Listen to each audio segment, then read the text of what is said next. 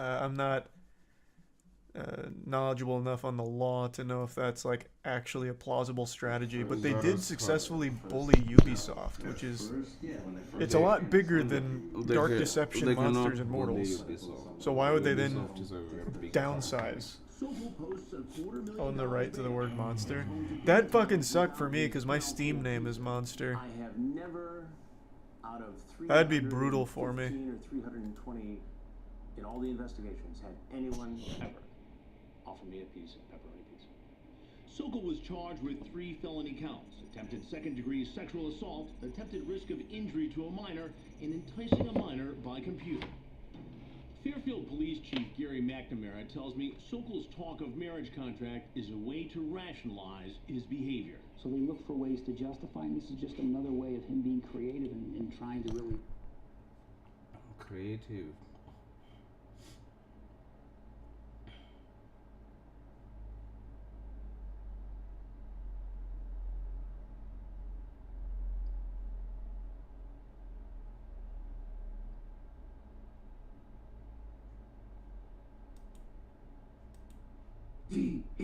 DEADGAMES, Dead Games. This one hurts me the most because I love this game. For the longest time, I was here. I was in Egypt. Do you know why? Because I was in denial. I was like, no, it can make a comeback. 3v3 is gonna add infection and a bunch of cool maps, a bunch of big updates, and this update, Season 3 is gonna save it. Season 3 is gonna save it. You know what happened? Nobody cared because nothing was saved, because nothing has fundamentally changed. They didn't give us anything that we asked for, and we're gonna talk all about it once I start the game up. I am a humongous fan. 437 hours time played. Do you see that? This is not me coming in to Halo Infinite as a hater. Look at this. 437 hours. This isn't a game that I was like, I played a bit, made a video on, moved on. No, I was addicted. I'd be on this game every single day. I'm not gonna deny it. I was in denial. I was in denial. No longer. This game is dead, and I have to accept it.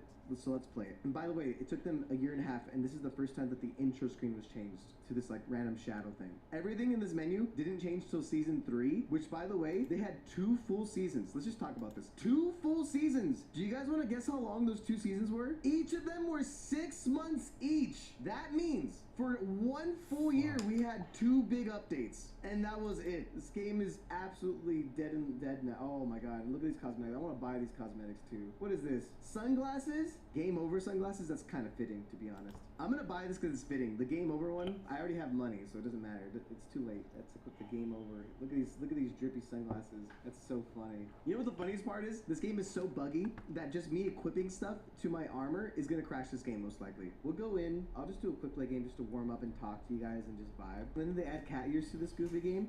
The cat ears, as goofy as they look, they were probably the most fairly priced cosmetic in the game. Right. Because everything else cosmetically was so overpriced. Let me explain what I mean by that. One of the biggest downfalls for Halo Infinite is its store mechanics and its lack of updates. Those are the 2 big things. I've talked about all this in depth in my Halo Infinite What's Wrong video that I made 7 or 8 months ago, and they didn't change a single thing that I talked about in that video. They didn't fix any of those issues. The monetization is still really terrible. The lack okay. of cross-core is insanely terrible. This So it one means and that this if I unlock all this cool stuff for like my one armor, I don't have it on all my armors, which makes the actual like ability for you to express yourself, it makes it really boring. So everyone ends up kind of looking the same, or you have money. The only big plus is they added Forge, which is great. I love Forge, and Forge is amazing. And they finally started adding some of the Forge maps into just regular matchmaking. This is quick play, and this is a custom map made by the community. It's a Damnation remake. We're gonna play some Forge maps after this though. So if you guys want to join my games, I'll open up a custom lobby, and then we'll play some like Forge maps together and just goof around. There's some banger Forge, because Forge is like the only really good thing that they added. Ooh, double baby. Let's go for triple. Nope, could not get a triple. I missed it. Do you think this game could make a comeback? I think this one has the highest potential to make a comeback because it's Halo, but I think that they've given up on it already, and they're working on like a BR or a new game. I think it'd be better for them to start on a new game, which would be unfortunate, but like, we keep saying like learn from their mistakes, but they refuse to learn from their mistakes.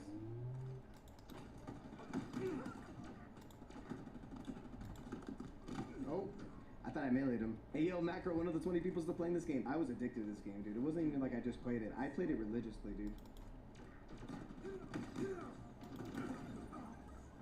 Killjoy, huh? Pick by ID. Perfect.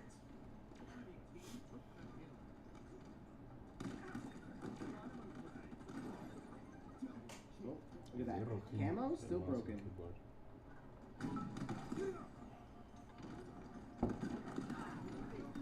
Ooh, I am mopping up. When I'm invisible, I gotta have a little more fun. Oh. Oh, am I dead? I am dead. I'm just straight up dead. I got a little spooked, bro. Would you say that another reason the game is dead because of the OP abilities? Definitely not. The one thing that Halo Infinite had going for it is 100% its gameplay. Its gameplay was so good. So, like, I don't think there's any issue when it comes to Halo Infinite's gameplay. It's not the OP abilities, which they're not even that OP. It's not any of that. Halo Infinite foundationally had everything going for it. It fumbled the bag aggressively by not updating the stupid game. Like I said, it took them 2 seasons in a full year. We had 6 months of season 1, then an additional 6 more months for season 2. 10 months into playing Halo Infinite, they finally released Forge, but it was too little too late. And then now we're in season 3, and I thought that we'd finally get cross-core or something to make the cosmetics feel worth it, to make all of this effort that we're putting into this game feel worth it, but no, there is no cross-core. So right now, I look like this. I cannot look like this with my other armor cores, even though I prefer this armor core because I have this cool little wolf shoulder thing. But no, I can't use that wolf shoulder piece with these cool little pineapple grenades because there's no cross-core. For some stupid reason, there's no cross-core because they decided to add armor core, armor core, armor core, armor core, armor core, armor core, armor core. Why did they do that? How slow? It's been a year and a half. How hard can it be to at least just give us colors? At bare minimum, just colors. And then just to show that they can't do it, they're selling this one color. Like, this is mathematically one color, but they're selling it 3 times. So you can have it for this core, for this core, for this core. And they're thinking like, well, we sold you guys 3 different colors, so it's $800, it's $8. No, this should be like $3 max because it's one color. Look at this, they're selling you 1 weapon coating. It's the same weapon coating 5 times. Any other game that would be 1 coating that you'd pay for, it'd be like $3. It's $12 for 1 coating 5 times, and it's not even on the BR or the sniper. This is the terrible microtransactions that they decided to do. It's so bad, like how they did that. Do you think the microtransactions ruin the game? No, I don't think that microtransactions can single-handedly ruin a game, but I think if you don't update your game and you just keep putting a bunch of microtransactions into it, expecting like a different result or something, you're just gonna end up like being disappointed. I'm down to host some custom games though. Let's go in, baby. Look at this map. This map looks so good. This is the map made by fans, and these are the type of maps that they should be putting into the matchmaking. Instead, they waited like so long to release their own maps, and some of the maps that they made are crap. Well, I got the rockets. This map is symmetrical, so it's competitively viable. The sniper's on both corners. Oh no, there's a cat! No! Well, I died.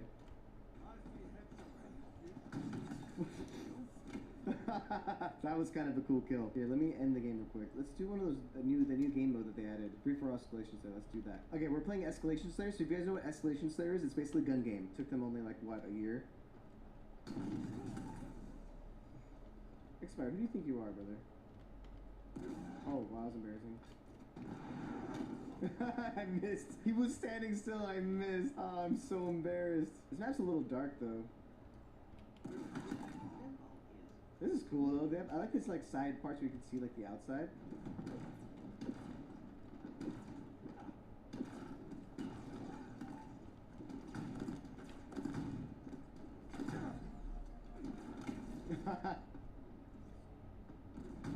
Ooh, barely got that snipe down. And I'm only adding him because I accidentally kicked him. No one else, I'm not adding him else. Damn it. Here I go.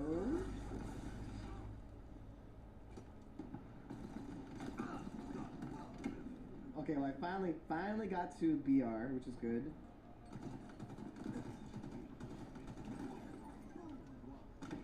Ooh, is this gun game? Yeah, this is gun game. They added it to Halo Infinite. That's the only new thing they added this season because they decided to not add anything important.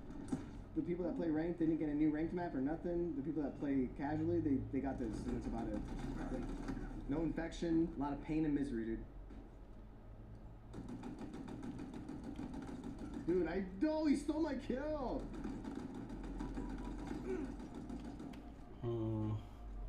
Everything kind of looks like it's Thank you, jeez. I was gonna be stuck on the command for an hour.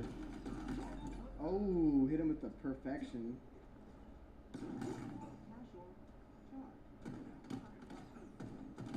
Dude. Whatever that new rifle is, I don't like it. Oh, I lost. This is what I'm talking about. So the fans of Halo made better maps than 343, man. They're over here remaking the entirety of Guardian. Yeah, maybe it's a little small because obviously in the Halo Infinite engine, it literally feels small. But damn, this map is nuts. This map looks so cool. And that's one of the biggest problems that like 343 had. Like you have all these people at your disposal that are basically willing to update your game for you. No way. Oh, I thought I didn't kill him.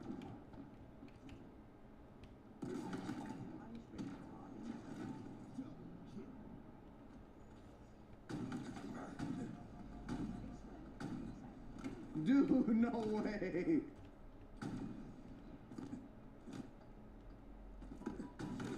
Okay, I like it though.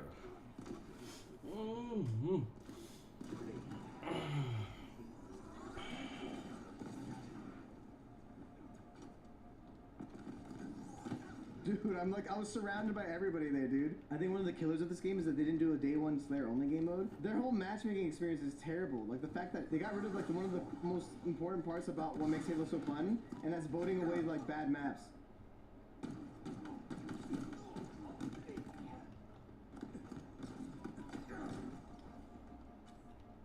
Dude, I'm getting bodied by these kids.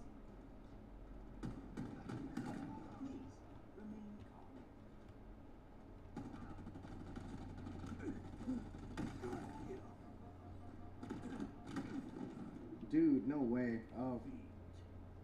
Oh my god, I'm like literally sweating in here. It's so freaking hot. I gotta turn on the AC. Especially because Halo Infinite makes my computer go on fire for some reason. Halo Infinite requires so much. Just another problem with Halo Infinite. For some reason, Halo Infinite requires so much processing power, and it makes the entirety of like your computer burn up. And literally, like, I don't know what to say besides the fact that like that's one of the biggest things that killed this game. Nobody bought an Xbox Series X, and it basically could not run on an Xbox One.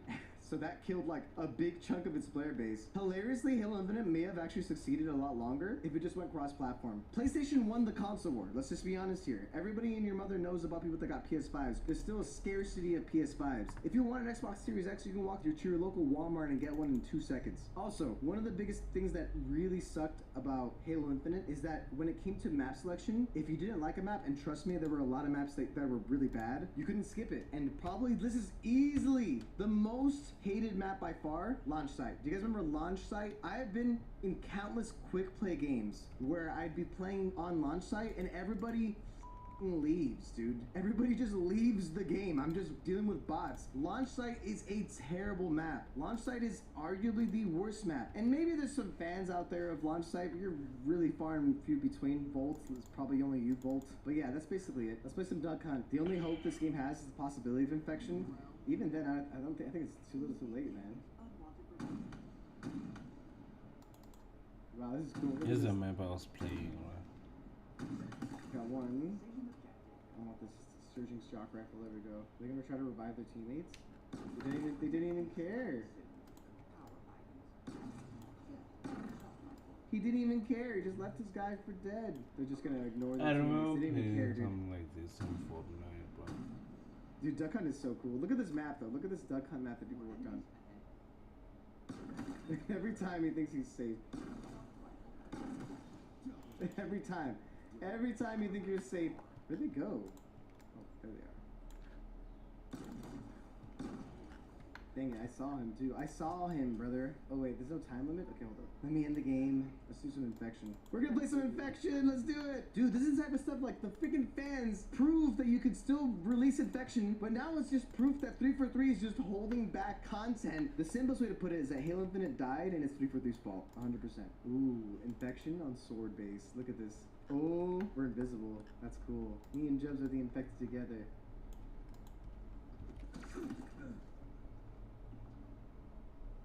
Come on up, bro. Come on up. Are they all coming up?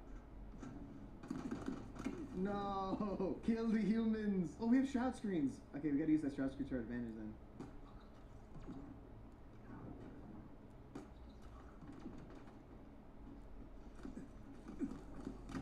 Dude, no, we have shroud screens, don't forget.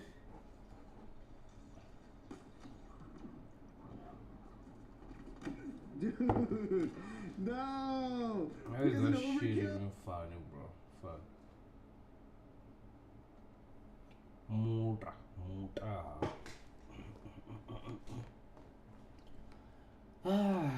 Feel free. What?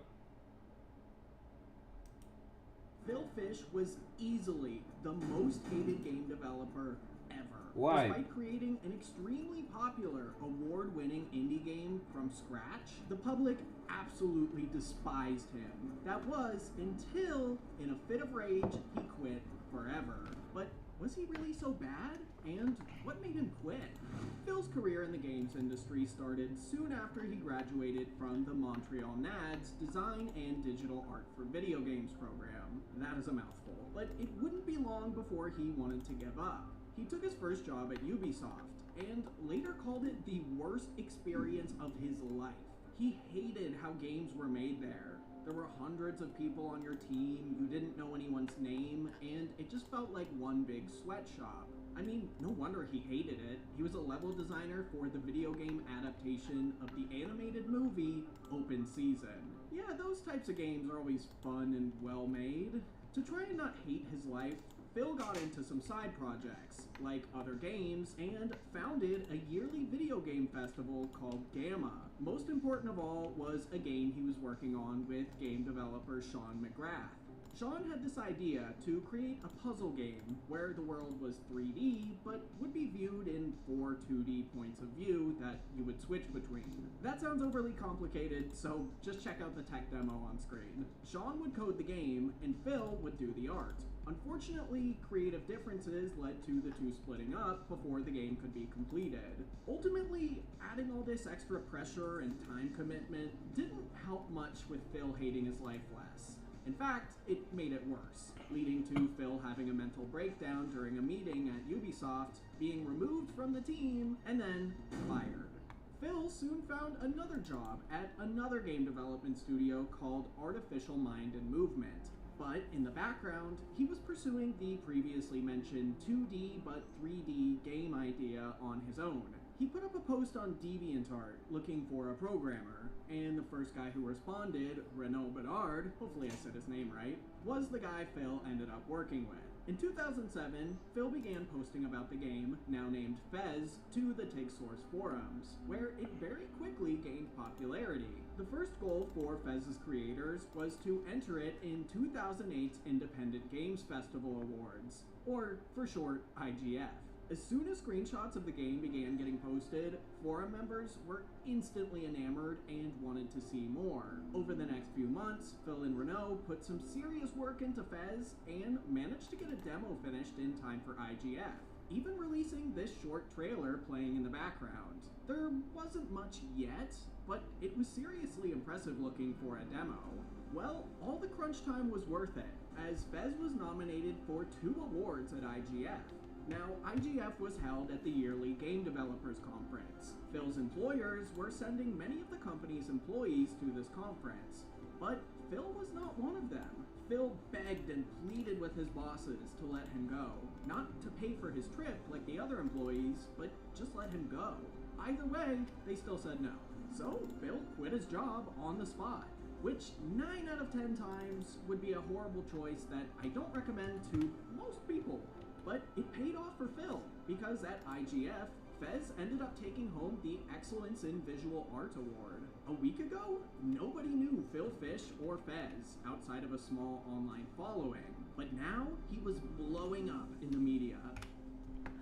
Over the next few years, Phil and Renaud continued to work on the game on a shoestring budget. They ran out of money a few times, but made it work, even getting a grant from the Canadian government. They showed a playable demo of the game at PAX East in 2011, and despite the game crashing every playthrough, it was a success. Sometime before PAX, a documentary crew had reached out asking if Phil wanted to be in a movie they were working on called Indie Game the Movie. He agreed, and when it premiered in early 2012, we got a taste of what Phil is actually like underneath. To summarize, in the movie, he seemed like a very driven and focused guy who perhaps didn't have the best social skills. In the movie, he threatened to murder his ex-partner, kill himself if he didn't finish the game, nearly has a panic attack in a hotel lobby, and tells his critics to What is going but if you on? give the movie a full watch, none of these guys really have amazing social skills. Every one of them, more or less, gave up everything in their lives to do nothing but make games every hour that they were awake. After all, the only parties game developers go to are LAN parties. Oh, brother, this guy stinks! At the end of the day, I still found Phil to be a likable, quirky character who was under a lot of pressure, much like a lot of the internet thought. But that all changed when he was part of a Q&A for the movie at that year's GDC. Essentially, a Japanese game developer asks Phil, are there any modern Japanese games that inspire you, like how Mario and Zelda clearly inspired Fez? And he responds with this. You suck. I'm sorry. Like, you guys need to get with the times and make better interfaces and like update your technology. We're totally kicking your ass. Back then, you guys were the king of the world, but your time has passed. I'm so sorry. Did you look at his face? Look at what you did, Phil. Yeah, it's pretty bad.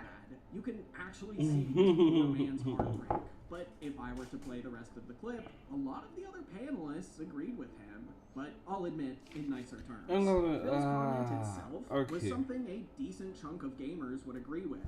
But how he said it turned him into a villain, and the media would run with it. The next morning, Phil woke up to hundreds of articles written about him and thousands of people screaming at him on social media. It didn't help when a lot of the articles blew things way out of proportion, Shit, with yeah, titles yeah. like Phil Fish slams Japan.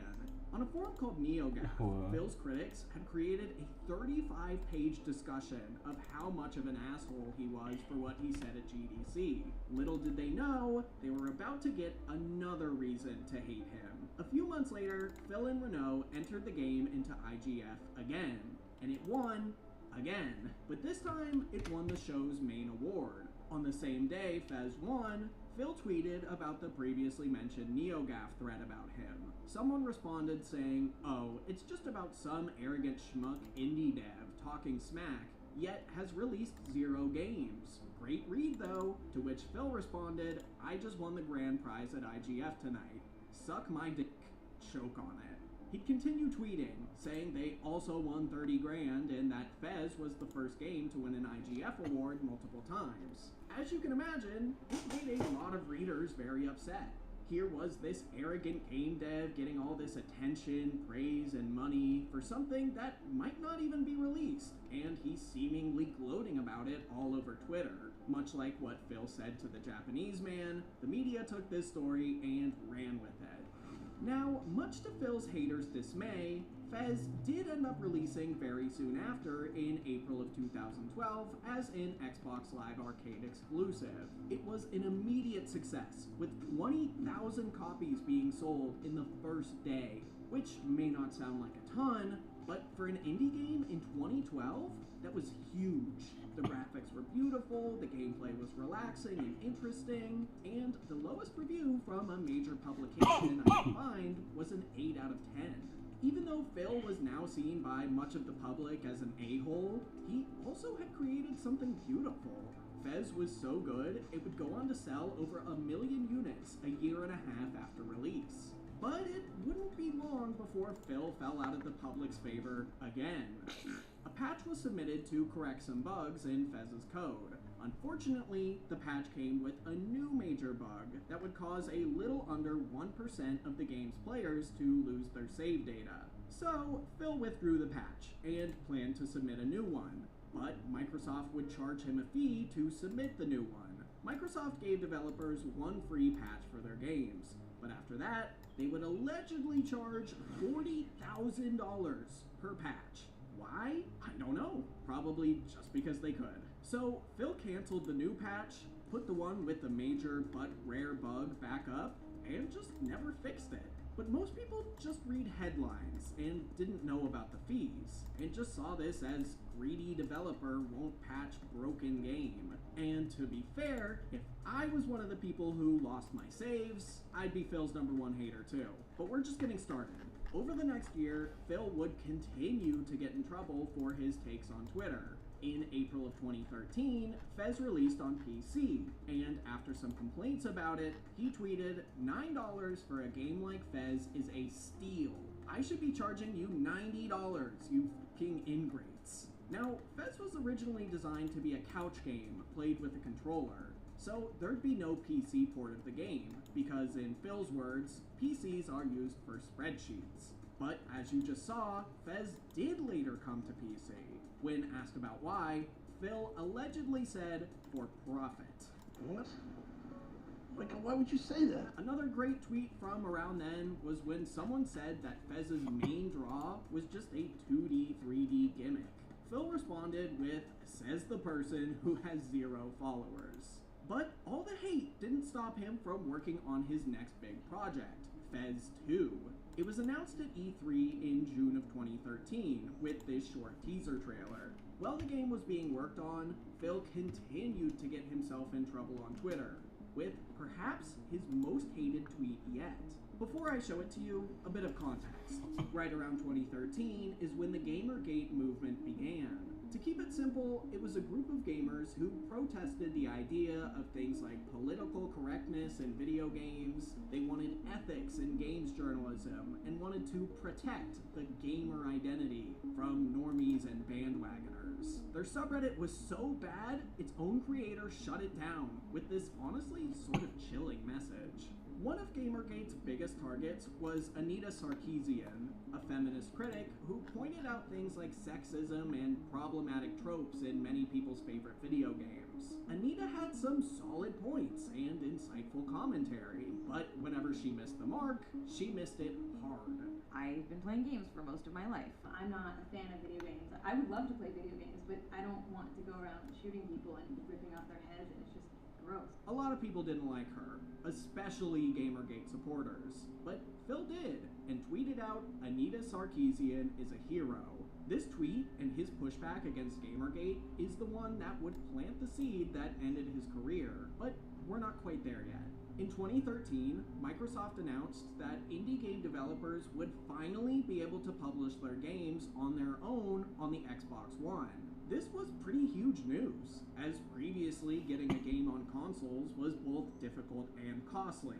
Remember that $40,000 patch fee? So the media obviously wanted to get the opinions of indie game developers. Who better to ask than people from Indie Game the Movie, Phil Fish and Braid developer Jonathan Blow. Well, neither wanted to comment on it, and when Marcus Beer, also known as the Annoyed Gamer, heard about that, it just set him off. He wasn't just annoyed, he was pissed. You should be grateful that these guys still consider what you say something of use. Me, I think that both of you are a pair of tosspots, having seen these wankers over and over again bitch and moan. Phil Fish in particular, he could just... He does come across as whiny. Whiny, he's a fucking arsehole most of the time. You may make good games, well, Blow makes, Braid's a good game. Fez I'm just not into at all. Hey, but I'm sorry, I'm not into it. I would like to say to every outlet who got dismissed by Blowfish, fuck them. Next time they have something to shill, say, yeah, not so much interested. It is a two-way street. It's a symbiotic relationship. You guys are out there. You have to suck it up. This was the straw that broke the camel's back. Phil went to Twitter to defend himself, saying he was simply waiting to hear more before commenting. In typical Phil fashion, instead of just defending himself, he went too far by calling Beer a media leech, middle-aged parasite, and then said, compare your life to mine, and then kip yourself. But Phil wasn't done yet. His next tweet was, I'm done. Fez 2 is cancelled. Goodbye. He went on to clarify that he didn't cancel Fez 2 because of what Beer said, but because he supposedly wanted to get out of the games industry. Either way, Fez 2 was over, and the Polytron account confirmed it with a tweet later. In this whole situation, Phil was really just trying to defend himself against Beer's comments, but obviously went way, way overboard. In June of 2014, he would make the news again when he tweeted out that YouTubers playing his game without giving him a cut of the profits was basically piracy. A pretty horrible take if you ask me, but I'm totally not biased. In typical Phil fashion, he of course had to respond to people who hated this idea. Phil just kept letting the internet get to him. He would continue to go on tweet storms, like when he defended another Gamergate target, Zoe Quinn. During that event, he got so frustrated that he claimed to cancel a project he was working on, and another one. He even went as far to call Quinn's attackers essentially rapists, but deleted the tweet just moments later. Things weren't looking good for Fish, but they were about to get a lot worse. In August of 2014, Phil and Zoe Quinn were both hacked by Gamergate supporters. Phil was doxxed, had his public information leak online, Polytron's website and Twitter were hacked, his Dropbox was compromised, and so on. Phil took to Twitter soon after and said, "I would like to announce that Polytron and the Fez IP are now for sale. No reasonable offer will be turned down. I am done. I want out. To every aspiring game developer out there, don't. Give up. It's not worth it." Soon after, deactivating his Twitter account. Despite radio silence from Phil, a year later, he was in the media again when he was accused of stealing Fez from Sean McGrath, that first collaborator I mentioned at the beginning of the video. Allegedly, Fez was supposed to be cancelled when their partnership broke up, and McGrath was filled with rage when it won that award at 2008's IGF. But that turned out to be entirely false. But because Phil was seen as an a-hole and most people focus on headlines, plenty of people today still believe that Phil stole Fez. Although Phil later reactivated his Twitter account, he's pretty much stayed out of the public eye almost entirely since then. The only appearance I could really find was him appearing in a trailer for a game that he helped develop in 2016. Although I don't think Polytron or the Fez IP were ever actually sold, Phil has been done with games since then. Sort of. In a brief interview earlier this year, Phil said that he still works on games, but cancels every single one of them before they're ever announced. My guess is because he's now almost afraid of the public tearing it apart. Fez was a near-perfect game, and if his next one isn't, I'm unsure if he'd be able to handle the criticism. But when it's all said and done, did Phil really deserve all this hate? Let's rewind to Indie Game the Movie. Phil says, "People say I don't care about what people think about this and that. I care about what people think. I wish I didn't, but I do. I'm a little bit annoyed by how much I care about that stuff. I wish I didn't care that much." I think this was the ultimate downfall of Phil's career. He cared too much about what others thought. This made Phil an easy target, especially when he would respond to seemingly every piece of criticism made against him. Even when someone just randomly pinged him on Twitter, no matter how dumb it was, Phil would always fire back, and always be portrayed as the a-hole. For example, let's take this Reddit thread arguing about Phil Fish's personality. Someone posts, "I've never heard of him, but look at these awful tweets he's posted. What an a-hole." 216 upvotes. The first tweet is Phil telling someone, "Please lose weight," which sounds really mean. But if we scroll down to see the context, which only has 52 upvotes, Phil was responding to someone telling him, "Phil, you looking crazy, dude. Please shave." From the second Phil said what he did to that Japanese developer, it was over. He became the internet's new punching bag, and it was pretty easy to hate him when even the tiniest thing would set him off. People now hated Phil Fish, and articles that confirmed, yes, hating Phil Fish is the right thing to do, would get thousands of clicks. That Japanese developer actually later thanked Phil for what he said, because it motivated him and motivated other Japanese game creators to work harder. But nobody knows that, because that's not a story that gets clicks. Not to mention, Phil has apologized for what he said. First, seconds after he said it, and multiple times since then. But this is a moment that, no matter what, the internet would not forget, and would double down on every time Phil said something controversial. As somebody who had never played Fez and had only heard of Phil Fish for supposedly being an asshole before this video, I can confidently now say I'm a fan. Was Phil Fish completely innocent in all the hate he received? No way. But he didn't hurt anyone or commit any crimes. And celebrities in the last decade have done a lot worse than that. And if Fez 2 ever does release, I'm buying it. But not for $90.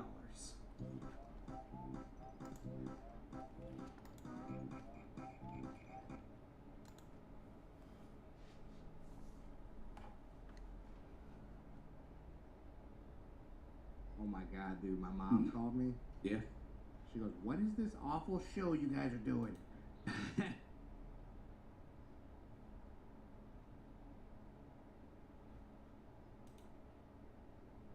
With Jun showing up out of nowhere, people are questioning who's alive and who's dead. Let's currently take a look at all the characters that are dead in Tekken, currently, canonically. In fact, let's talk about some of the minor ones first. People, pour out some liquor for the fallen. Let's go. Miguel's sister.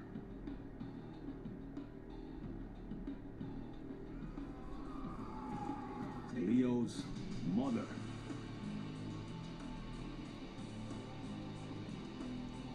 Feng's master. He's out here looking like Gen. Imagine what he could do. Let's not forget the capoeira maestre, Christie's granddad, the man who taught Eddie so he could put capoeira on the map.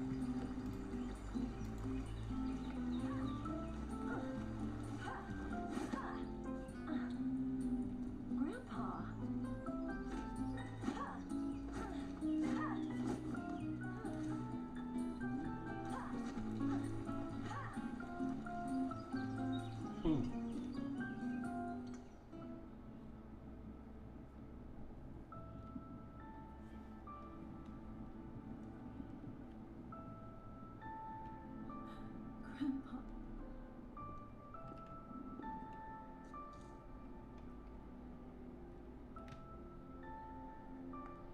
Wow.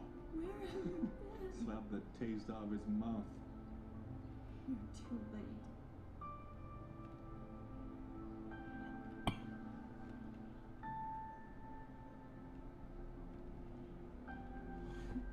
Real shit. The gun is a lot going on. He's pissed. Don't worry, Eddie, he'll get them in the next game. Nope. They made him Lucky Chloe's backup dancer. Hard times, man. But let's talk about the actual characters now. The original Kuma died of old age.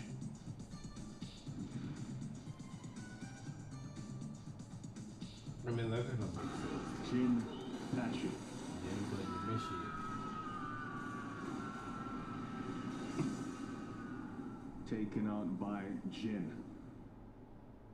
And this was actually a travesty right here. They should have really had Wang get this victory and Wang get this ended. At least have Jin beat Jinpachi, then have Wang send him off.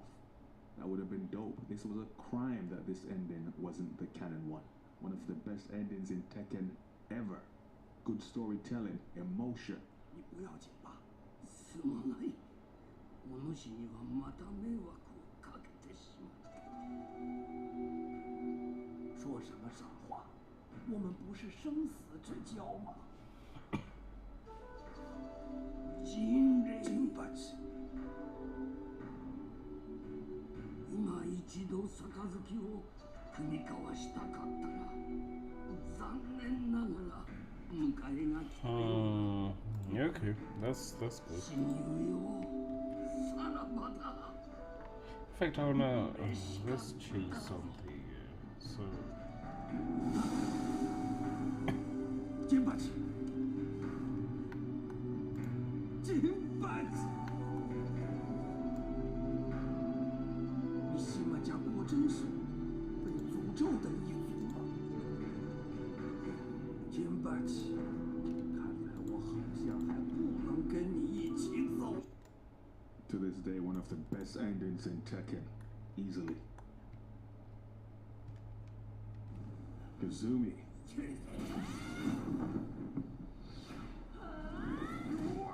No soul it. It really was a poor showing from her, to be honest.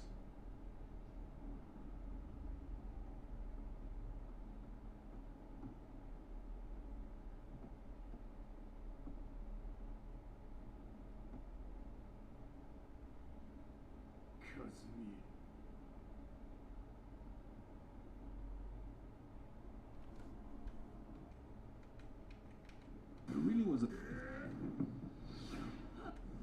Kazumi.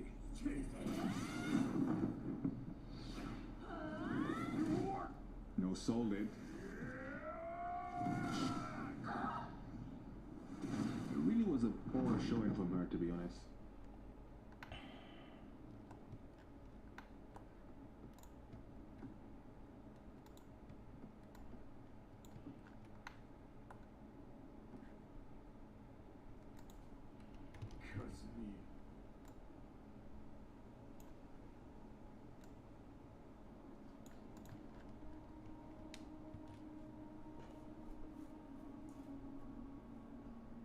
He actually left her knocked out, or she couldn't take that L.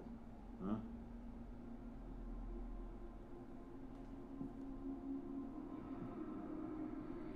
Try to sneak attack, but Jax got you grabbed. She got handled.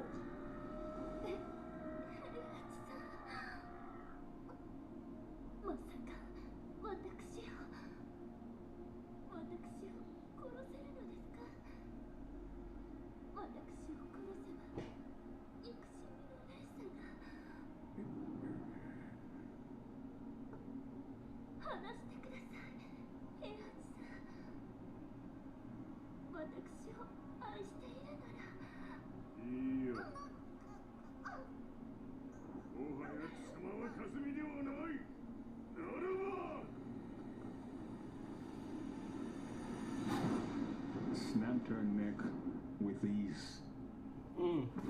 Easy. R.I.P.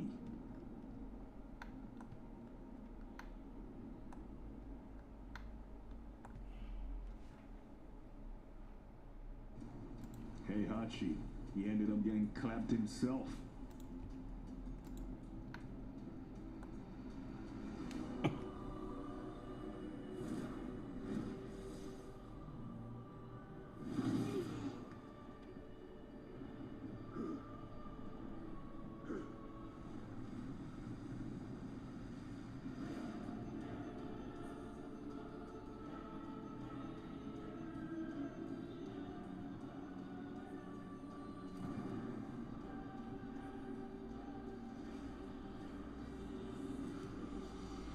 This Prime is who kick ass, bro.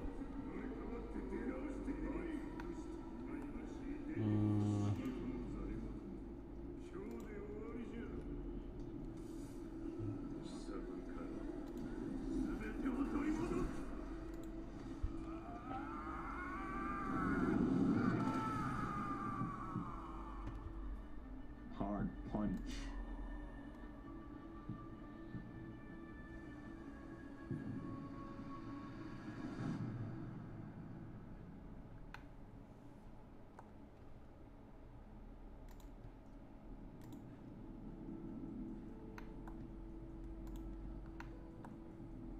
The question is, will your boy stay dead for good?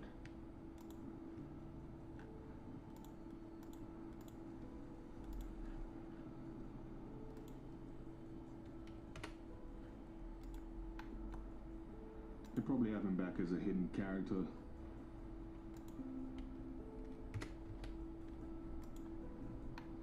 But he should be dead out of the story though, that's for damn sure. DLC. Ghost Heihachi.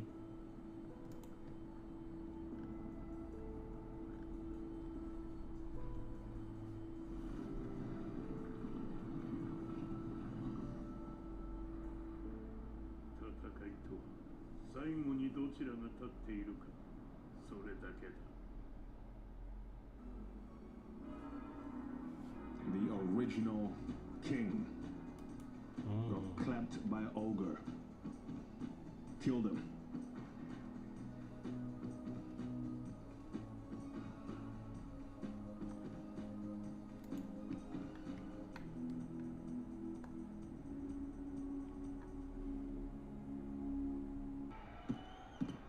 Armor kick.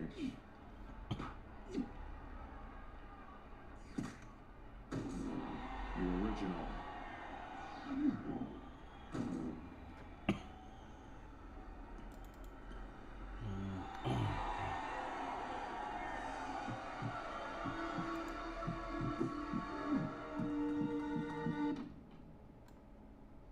Imagine to say the man went to the bar to have a drink, and this happened.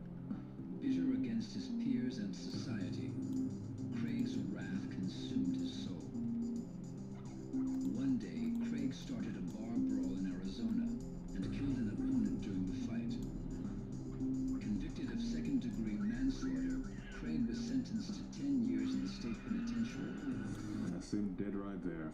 And then digged up that man's grave. Wow. Dude is a savage, people.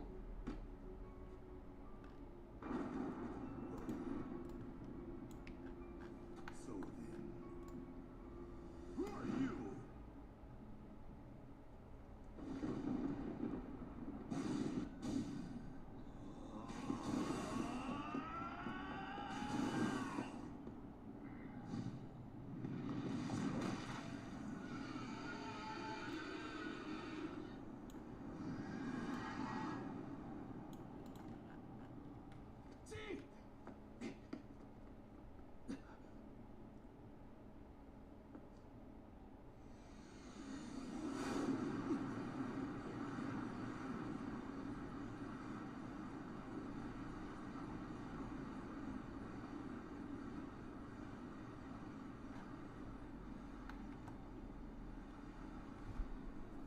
And finally, Ogre.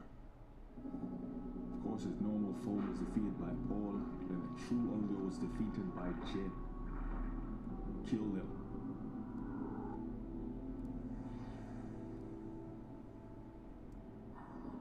But you never know, there are things called retcons, people.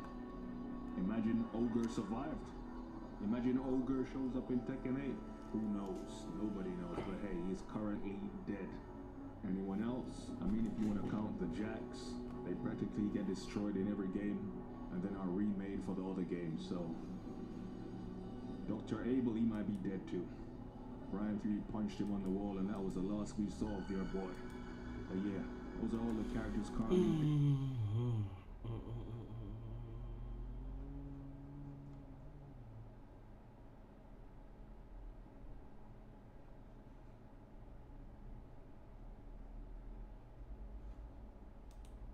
Hello guys and gals, me Mutahar, and today we're going to talk about what is effectively the biggest scam on YouTube that's still actually running.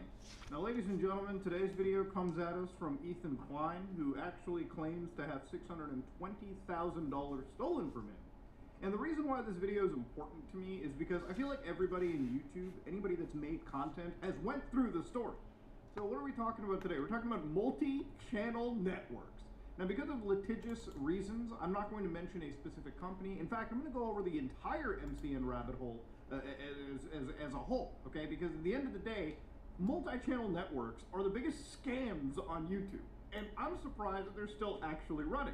You know, a lot of people look at Ethan and are like, how do you get, like, scammed by an MCN? You're like one of the old guard.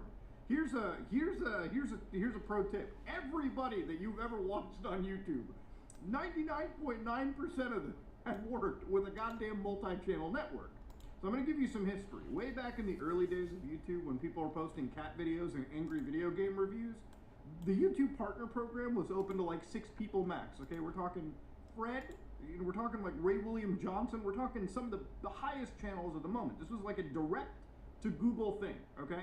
Nowadays, if you have, you know, like 1,000 watch hours and like 10K subscribers, I don't remember the exact metric, I think it might be the other way around, you can apply for a YouTube partner program, and you can get paid, you can gain access to a wide variety of features. But features back in the day were the most important thing. So shit like uploading videos longer than 10 minutes, okay? which is most of my content, most of anybody's content nowadays, long form content over short form any day. So you upload videos longer than 10 minutes, which, again, these were features provided by YouTube to like every account over the years, but way early on. You also had custom thumbnails.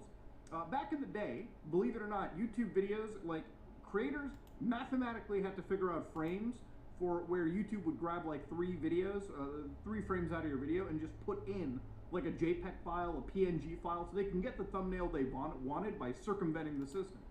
Then of course you had a bunch of other features, like I remember live streaming was like one feature, like live events back in the day, where you had to like create an event on YouTube and you could like live stream and do all of that. These were features slowly rolled out, but back in the days of MCNs in their heyday, these were like the big features that they were touting. Now the other thing was obviously getting paid, and in Ethan's case, he had an AdSense account from Israel, which meant that he could only operate in Israel, like only get paid out to an Israeli account. And for him, it's like, okay, I'm in the United States, I'm gonna get paid, all right, so I'm gonna go through I'm gonna go through an MCN, they'll take my payment and they'll give me whatever. Now, I'll tell you right now, way early in my day, we're talking when I had like 1,000 subscribers, I had one MCN, like a tier 4 crap tier, nobody heard of them MCN, reach out to me over Skype, okay, over like YouTube emails, and they almost got me to sign a deal with them where I would give 40% of my channel revenue over to them. Now, obviously, I kind of laughed because we were making like 30 cents, you know, a month, maybe like $5 if we were getting lucky, and I'm like, I ain't giving you 40% of that $5, all right? In 2 months' time, I'll be able to get myself a Popeyes 3-piece, okay? Ain't no motherfucking way I'm giving you 40% of the 3-piece of Popeyes that I'm getting out of that AdSense money. So yeah, basically it was just a giant scam. They would come at you and they would be like, we'll take 40%. Now if your channel was big enough, okay, you could get like a 0%, meaning you kept 100% and they would get 0%. Now I'm gonna be like, but Muda, why would a company partner with you and get 0%? So I'm gonna explain how this works, okay? For a lot of YouTubers that don't have the size to get that 0%, you are effectively giving up a percentage of your channel's earnings for fucking all, okay? These guys don't do shit for you. Usually in these emails, usually in the Skype calls, they'll be like, we'll get you into fancy events. And maybe they might get you to go to VidCon.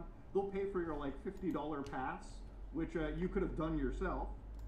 Usually they might say, we'll get you a brand deal. We'll get you working with Hollywood. You know, Hollywood. Those people in Los Angeles. Woo! They would never get you a brand deal, okay? In my entire years ever working with any MCN, your boy was never getting a brand deal. But oh boy, would their lawyers be on your ass with flashlights, like the FBI is anytime somebody searches up nuclear. If you got an ad deal, they'd be like, where's our 5%?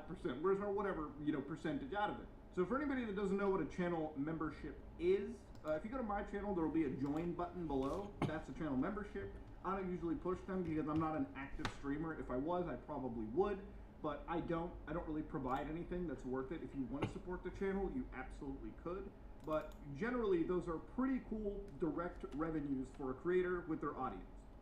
Now, of course, Ethan Klein, amongst many other YouTubers, like here's Brody Fox, who's like, we have the same contract, 100% YouTube revenue with BBTV from 2017. Again, they're alleging that is the one company right there. Again, I'm not throwing out these allegations. These are highly litigious organizations. Again, I'll wait for the facts to come out before laying down the judgment. They've been taking 70% of our memberships as well. Didn't notice it since it's a small amount and we don't actively push it on our viewers. But I'd imagine other creators have been affected as well. So again, depending on how large your channel is, that 30% can be a lot. And depending on how small your channel is, that 30% can be the difference between you making rent, you eating, you getting that Popeyes 3-piece. I'm a little hungry right now for Popeyes, if you can't tell. You also got Kavos here talking about like how he was with BBTV for 5 years. And then every month on the 15th, they would be getting paid for 5 years. And then of course, one day before payday, they told him that the payout was moved to the next month.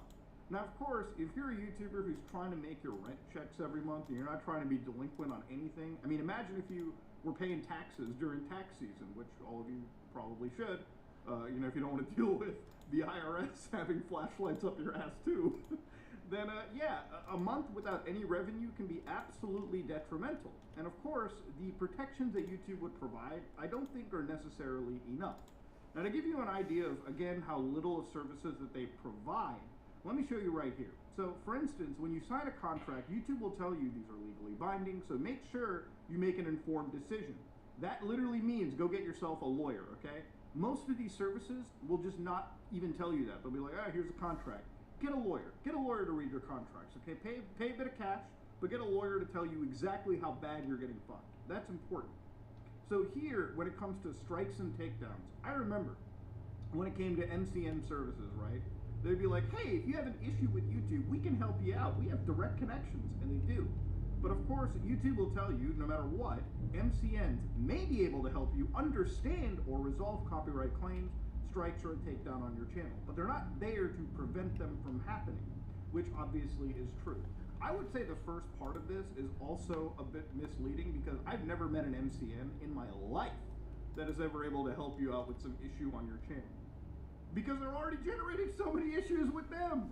Now again, is there a good MCN available, Mutahar? I'm sure there is, okay? Law of averages probably dictates there's probably one good egg out of 1,000 rotten ones. But finding that good egg may prove too tall of an order.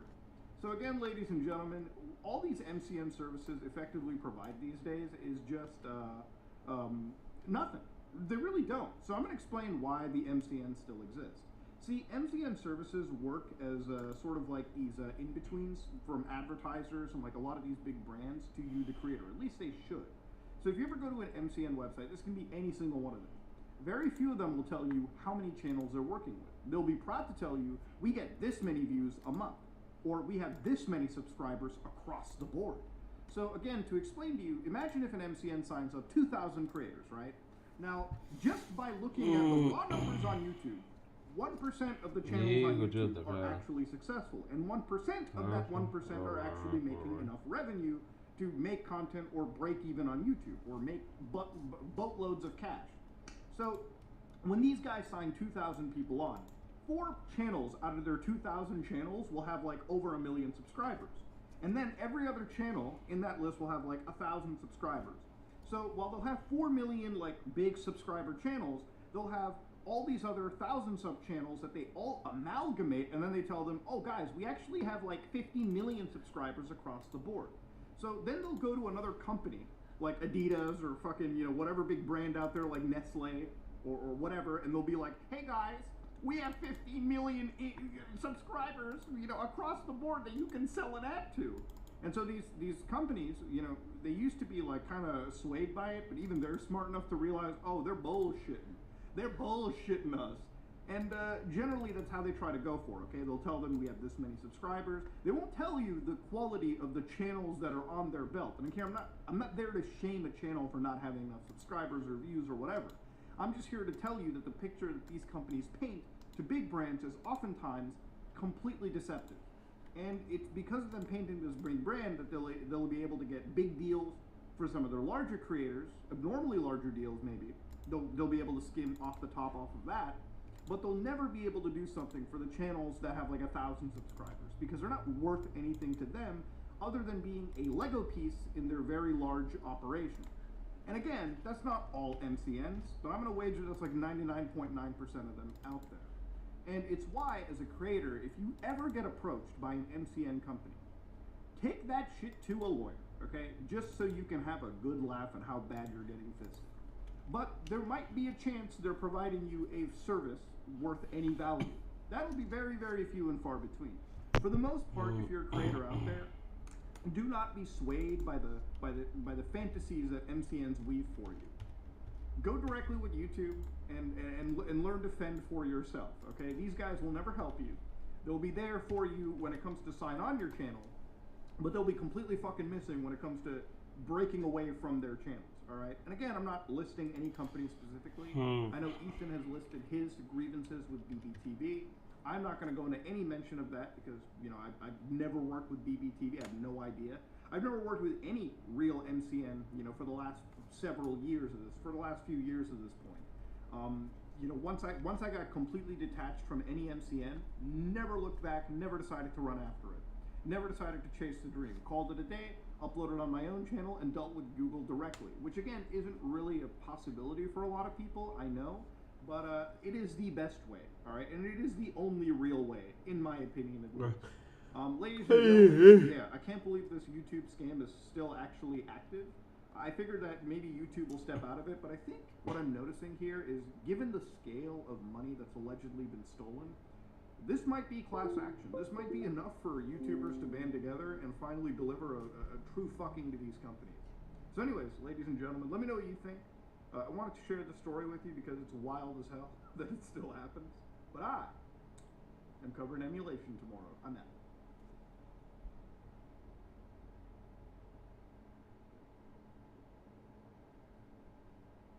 Jakashi was on track to become the next big Minecraft YouTuber until he was cancelled over 40 times in less than 7 days. Who was Jakashi, what did he do, and how has his life been impacted as a result of these actions? Let's begin by looking at an early video posted to his Twitter, during which Jakashi would give a quick overview of who he was. Hello, my name is Jakashi Demetrius. I'm a 22-year-old Minecraft and just chatting streamer, and I've been streaming for like 7 years. My favorite part about streaming is the fact that I get to meet awesome people and make amazing friends. There were definitely some elements of weird in this introductory video, such as him calling himself a cat boy. It's time for my lore, I'm a cat boy. While showing his cat ear collection before stating this. I can meow if you want. But for the most part, this video was fairly innocent, with his solid reputation being summarized by the countless positive replies. In other Twitter threads, Jakashi was described as not only one of the best people I know, but also one of the best and most hardworking CCs I know, helping Jakashi to get noticed by Dream, who randomly raided Jakashi's Twitch channel. Wait, what?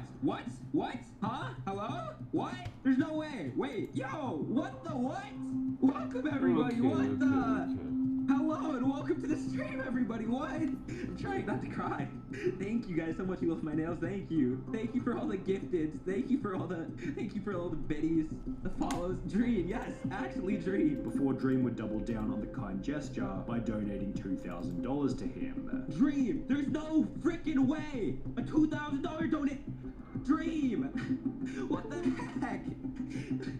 Thank you so much. What? According to a former friend by the name of Pocket, Jakashi was an extremely hard worker and therefore deserved the recognition. Jakashi was somebody who always worked hard, you know, he never gave up, he kept things pushing when his support wasn't there, and this is just well deserved, man. I'm just super happy for you, so congratulations, Jakashi. And to the credit of Jakashi, he was extremely grateful for the shout out, posting on Twitter, invest in Jakashi stocks right now, thank you Dream was taken, you and the community are amazing, which received replies of further praise such as, you deserve it, you seem so chill. After being rated by Dream, Jakashi's Twitch viewership exploded. Jakashi was getting like 30 to 60 viewers per stream. This is game changing. Now he's getting a couple hundred. While almost every single tweet he'd post began to receive between 100 and a couple thousand likes. And he's getting like thousands of likes per tweet now, like 1 to 2,000, which is insane, bro, like just overnight. Additionally, his follower counts grew to 57,000 on Twitch, 27,000 on TikTok, 7,000 on YouTube, and more than 10,000 on Twitter, with this growth being highlighted in the tweet reading, I'm still so shocked that I went from like 1.5k-ish to 11.5k-ish in like 4 days. You guys are bonkers, which once again prompted reply after reply of people reiterating just how much he deserved the growth.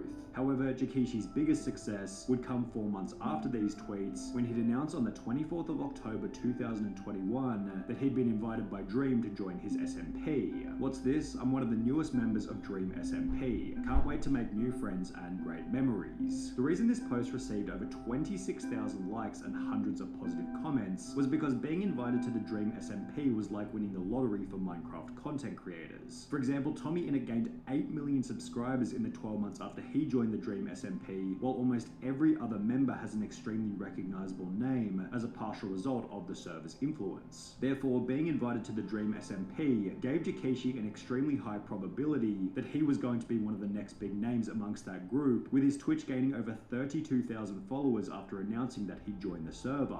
Jakashi instantly began to exhibit the same kind of outlook and attitude as these other Minecraft streamers, making a Twitter post only 1 day after being accepted into the SMP reading, "So I had something brought to my attention that one of my new mods said something that wasn't okay in any circumstance. They have been unmodded because that doesn't fly with me at all. That isn't the kind of stuff I want in my chat, not from mods, not from anyone. Love you guys. For people asking for context, there was something said about self-harm and it wasn't okay. With this post seemingly try to establish the idea that he was of good morals and could do nothing wrong, which also seemed to be the goal of his countless other tweets, where he was trying to come off as extremely nice and overly accepting of others. However, you should always be cautious of a creator who seems too nice, because everybody has an unseen dark side, and perhaps Jakishi's overwhelming kindness was nothing more than a cover-up for his own horrible past. My experience with Jakishi/Demetrius popped up on the 26th of October 2021, only 2 days after he was accepted into the Dream SMP. It had been posted by a user named Ren, who had attached a twitlonger which read as follows. Due to the recent event of him joining a considerably large content creator group and gaining exponentially more exposure, I feel like it's my responsibility to bring this to light in order to prevent this person from taking advantage of more young girls. The twitlonger then explained that the two had begun talking when she was 14, Jakishi was 18 or 19, and that things had gotten heated in the chat pretty quickly. The two had joked about sending pictures to each other, which they would eventually do, and had also talked about meeting up, quote, "If we would have met up that summer, I would have been 15 while he was 20, alone in a hotel with a man who said that he would try to not make sexual advances on me." The post concluded by stating, "I can no longer ignore it, as his audience of young and impressionable girls is growing by the second. I blocked him on Snapchat, Twitter and Instagram several months ago after we eventually grew apart and have not spoken to him since. I also know that I was not the only underage girl that he was sexual with." Ren had all of the screenshots to match, and with the expose receiving over 50,000 likes, it was only going to be so long until Dream realized what was going on, who would take to his private Twitter in a post reading, "Remove Demetrius from the SMP for gross accusations that he also confirmed privately were accurate. No questions, no toleration. Disgusted and incredibly disappointed. Will never let things like this stop me from trying to uplift members of the community and smaller content creators. It's part of what makes our community great. So stick together, be there for people who need it, and always be safe online." However, Jakishi being removed from the Dream SMP was really only the beginning of his problems. On the original expose, a user by the name of Mackerel had replied by stating, "My friend had a bad experience with him too," indicating that Jakishi may have been a repeat offender. Well, over the next 24 hours, 18 different people came forward explaining that they had had a similar experience. We talked on Discord and it started out innocent until he suggested that we add each other on Snap. He'd bring up my age pretty often and always ask me if I'd never tell anyone because he doesn't want to get exposed like he is right now.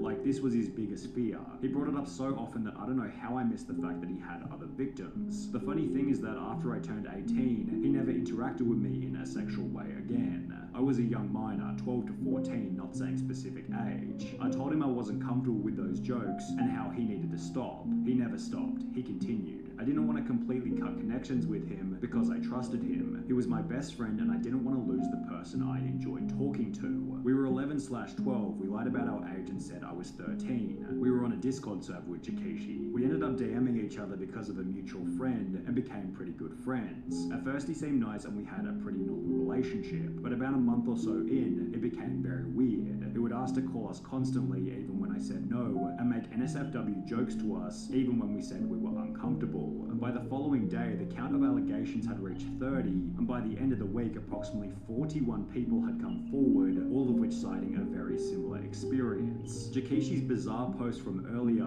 requesting that his fans apply to be his children, had suddenly aged incredibly poorly, to the extent that he didn't even try to issue any kind of apology, and instead simply disappeared from the internet. His Twitch channel was terminated for breaking terms of service, while he deleted every single video from his YouTube channel. His TikTok was deleted, his Instagram was erased, and even his merch store was taken down completely. The only piece of remaining Jakishi social media is his Twitter, which sits vacant following his final tweet of nothing more than the word Minecraft with a smiley face. So where is he now? Jakishi was smart enough to never give out his surname, possibly because he knew he might end up in this situation, and as a result there's very little info on what ended up happening to him. There are Reddit threads such as this one questioning whatever happened to Jakishi after the drama, although besides from some people hoping that he ended up in prison, the only information we have is, for all we know, he disappeared. Hmm.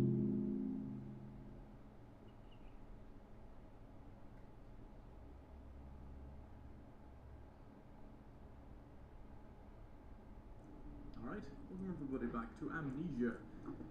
We'd have to thank you everybody for 3K. I just hit it like half an hour ago, whatever. Welcome to my Q&A video. This one being for 5,000 subscribers, and that's a crazy number. I did an Omegle fan meetup for 100K, so yesterday I hit 300,000 subscribers, which is a crazy amount. I really can't thank you guys enough. I want to thank you guys so much for 500K. I'm gonna hit this later on. Thank you guys honestly so much for 1 million subscribers. 2 million subs, guys! Thank you all for 3 million subscribers. It's 5 million subs.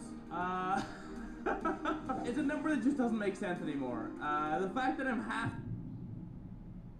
for the last month or so, you may have noticed that I've been away. I went on this mental health journey. I realized that there's a lot going on in the world, and I know The internet, judge, jury, and executioner. An audience of individuals who are compassionate to those who follow the rules while simultaneously brutal to those who break them. Say the wrong thing, do the wrong thing, or follow the wrong path, and they'll wipe you out of the game without a shroud of remorse. Now, the creator we'll be looking at today is an interesting case study, as he's one of the very few YouTubers who's had the opportunity to observe both sides of the coin, almost in equal par. From an overwhelmingly respected gaming YouTuber pulling 40 million views per month alongside some of the biggest names in gaming, to a mere clown rejected by the very audience that made him so famous in the first place. An individual full of so much potential, building, growing, expanding before one or two stupid choices derailing a lifetime of hard work. This video will cover the whole story, from a nobody to a creative ideal to a clown in the laughing stocks bound for the graveyard of dead creators. Join me as we cover the rise and fall of Craig Thompson, aka Minilad.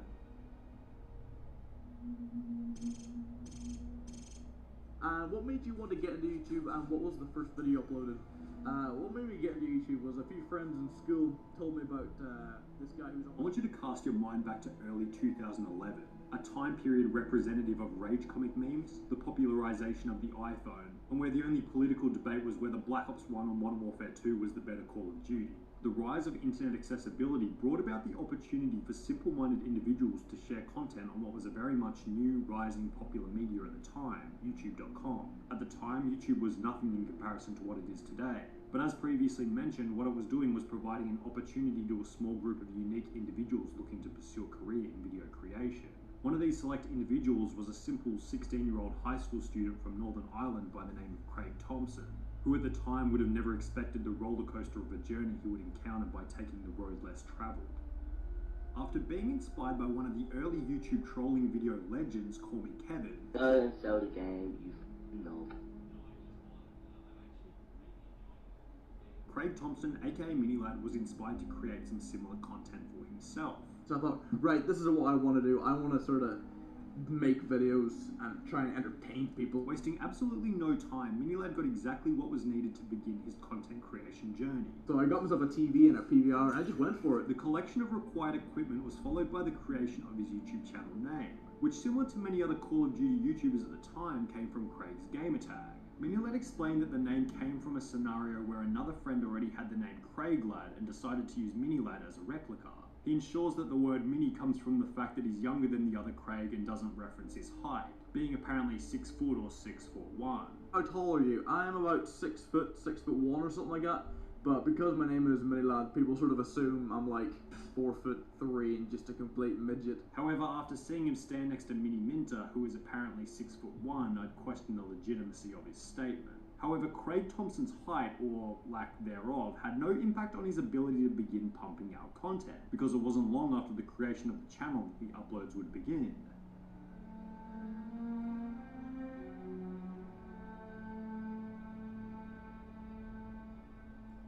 Minilad's first upload was on the game Call of Duty Modern Warfare 2 in early 2011.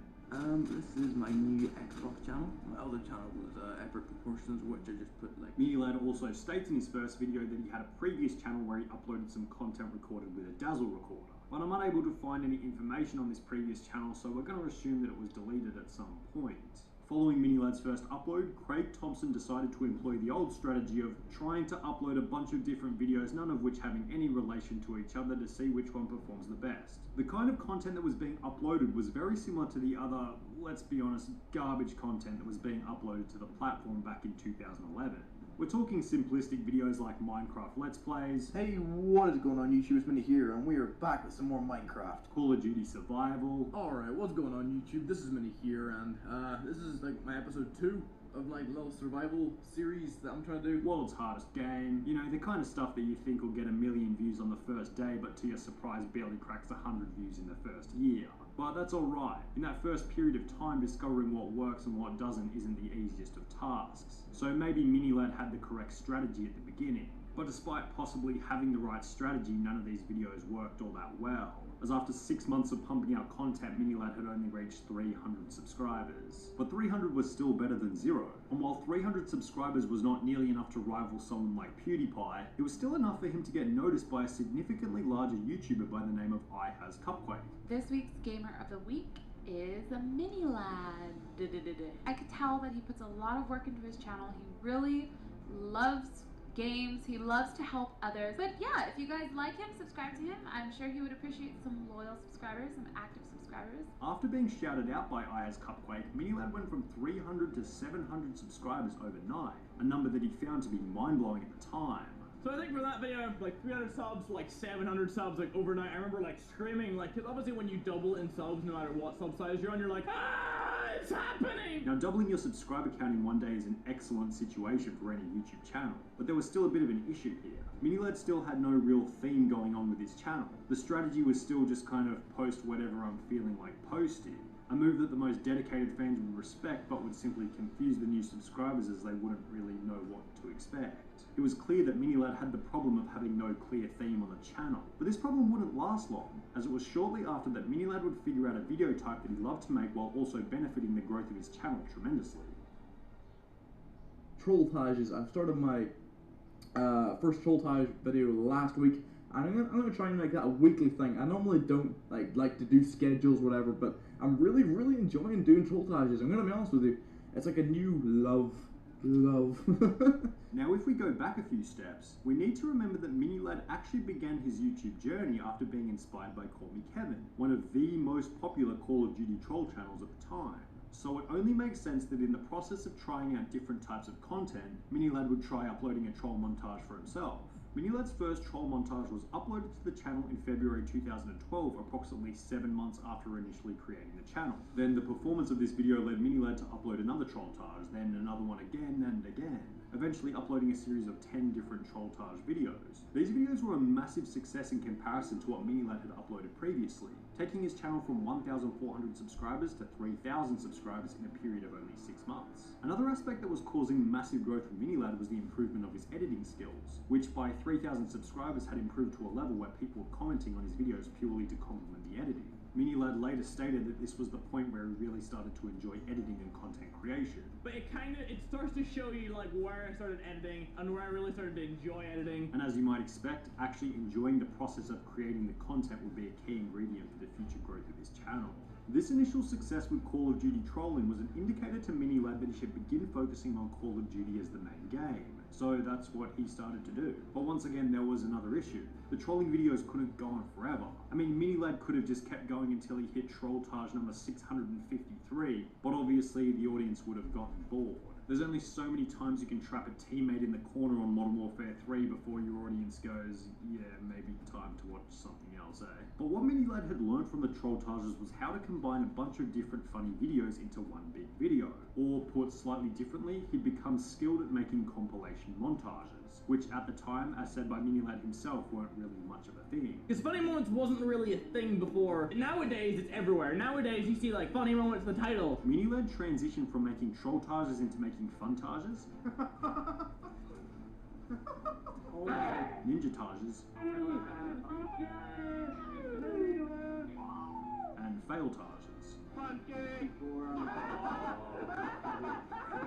with the ulterior intention of diversifying from basic trolling. Well, this turned out to be a good move for the Minilad channel, as diversifying the Call of Duty content with different montages reached a wider audience, ultimately resulting in subscriber growth, going from 5,000 subscribers in January 2013 to 35,000 subscribers only 6 months later in June 2013. But it wasn't only the diversification of content that was causing Minilad's subscriber count to grow, it was also the increased production value of his thumbnails and implementation of proper branding. Between the beginning and the end of 2013, we can observe a clear change to high-quality thumbnails, accompanied by an even more clear increase in views, likely owing to the high-quality thumbnails and at this point a massively increased production value for the videos. With more views came more subscribers, and with more subscribers came more views. Most of these views, as previously mentioned, came from his highly distinguishable thumbnails, having the orange background and therefore being recognisable and relatable for a returning audience. It was also around this point, early 2013, that Minilad would begin playing with what would later become known as the Vanoss Gaming Crew. The Vanoss Gaming Crew was a group of YouTubers that would all collaborate on a regular basis to ensure cross-growth of each individual channel. This chart put together by Vanoss shows all the members of the group, as well as their subscriber counts by date in the bottom right-hand corner. If we pause the graph in early 2013 when Minilad began playing with them regularly, we can see that there were many YouTubers with larger audiences providing ample opportunity for the personal growth of Minilad. And this is exactly what happened. Watching the graph in fast motion, we can see Minilad go from 35,000 subscribers in mid-2013 to 200,000 by the end of 2013, only 6 months later. And it's not like the growth stopped there. By mid-2014, it was extremely rare for Minilad to be getting less than 500,000 views on a video, with many getting north of 1 or 2 million views, mainly owing to the hilarity of the videos and notoriety of the individuals that he was collaborating with, such as Vanoss Gaming, who had over 7 million subscribers at the time. Then by late 2014, Minilad hit 1 million subscribers. And just before the video starts, I just want to thank you guys honestly so much for 1 million subscribers. Then 2 million subscribers. Also, 2 million subs. Guys, what? Then you guessed it, 3 million subscribers. Again, thank you all for 3 million subscribers. It's getting to the point where I literally can't put it into words anymore. It's humbling. By 2017, Minilad's channel was performing so well that he purchased himself a property in LA, which was displayed to the audience in a video. Finally bought myself a house away from noise complaints. By this point, the thumbnails and video quality had improved yet again, with pretty much every video being either a gaming video or a video with the Vanoss Gaming Crew, with the Vanoss Gaming Crew point being important for the downfall section later in the video. With more videos came more views and ultimately more subscribers. Minilad hit 4 million subscribers in mid-2017 and 4.5 million subscribers by the end of 2017. So you might say that 2017 was a pretty good year for Minilad. However, it would be the final year before the downfall would begin for Craig Thompson.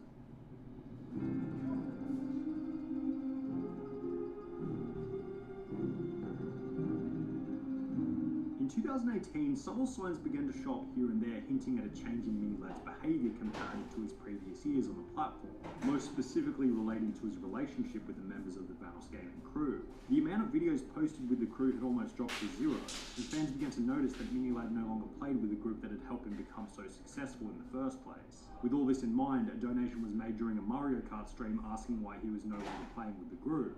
Because I don't play Gmod anymore. That's all he does. Question done. I'm also breaking off into a solo YouTuber because it's a lot more fun. Now, despite simply saying that it was because of Gmod, there was an obvious hint of anger and bitterness in his voice tone, leading fans to become suspicious around the authenticity of his statement. This was then backed up by another live stream at a later date where once again Minilad appeared to be a little bitter around the simple fact that they were playing Gmod. They're still playing Gmod? Damn. All this time they're still playing Gmod? This again raised suspicions with his audience. Why was he so angry and rude towards the group just because they were playing Gmod? Well, what was said next might add a little bit of clarity, because this time around Minilad also added the comment that he was kicked out of their chat. I mean, they kicked me out of all their chats, so I have no idea what the hell they're doing, so... Damn! Minilad then amended this comment saying that he left on his own accord. Just to clear up some shit. I wasn't kicked. Followed by some clearly bitter comments about how much better he was doing since leaving. All they did was play Fortnite and Gmod and then talk about other YouTubers, so I said that. I broke away from that group. I'm doing my own thing. I've never felt better. My community's... Alright, welcome everybody back to Amnesia. Thank you everybody for 3K. I just hit like half an hour ago or whatever. Welcome to my Q&A video. This one being for 5,000 subscribers, and that's a crazy number. I did an Omegle fan meetup. 400k, so yesterday I hit 300,000 subscribers, which is a crazy amount. I really can't thank you guys enough. I want to thank you guys so much for 500k. I'm gonna hit this later on. Thank you guys honestly so much for 1 million subscribers. 2 million subs, guys. Thank you all for 3 million subscribers. It's 5 million subs. It's a number that just doesn't make sense anymore. The fact that I'm half for the last month or so, You may have noticed that I've been away. I went on this mental health journey. I realized that there's a lot going on in the world, and I know The internet, judge, jury, and executioner. An audience of individuals who are compassionate to those who follow the rules while simultaneously brutal to those who break them. Say the wrong thing, do the wrong thing, or follow the wrong path, and they'll wipe you out of the game without a shroud of remorse. Now, the creator we'll be looking at today is an interesting case study, as he's one of the very few YouTubers who's had the opportunity to observe both sides of the coin, almost in equal par. From an overwhelmingly respected gaming YouTuber pulling 40 million views per month alongside some of the biggest names in gaming, to a mere clown rejected by the very audience that made him so famous in the first place. An individual full of so much potential, building, growing, expanding before one or two stupid choices derailing a lifetime of hard work. This video will cover the whole story, from a nobody to a creative ideal to a clown in the laughingstocks bound for the graveyard of dead creators. Join me as we cover the rise and fall of Craig Thompson, aka Minilad.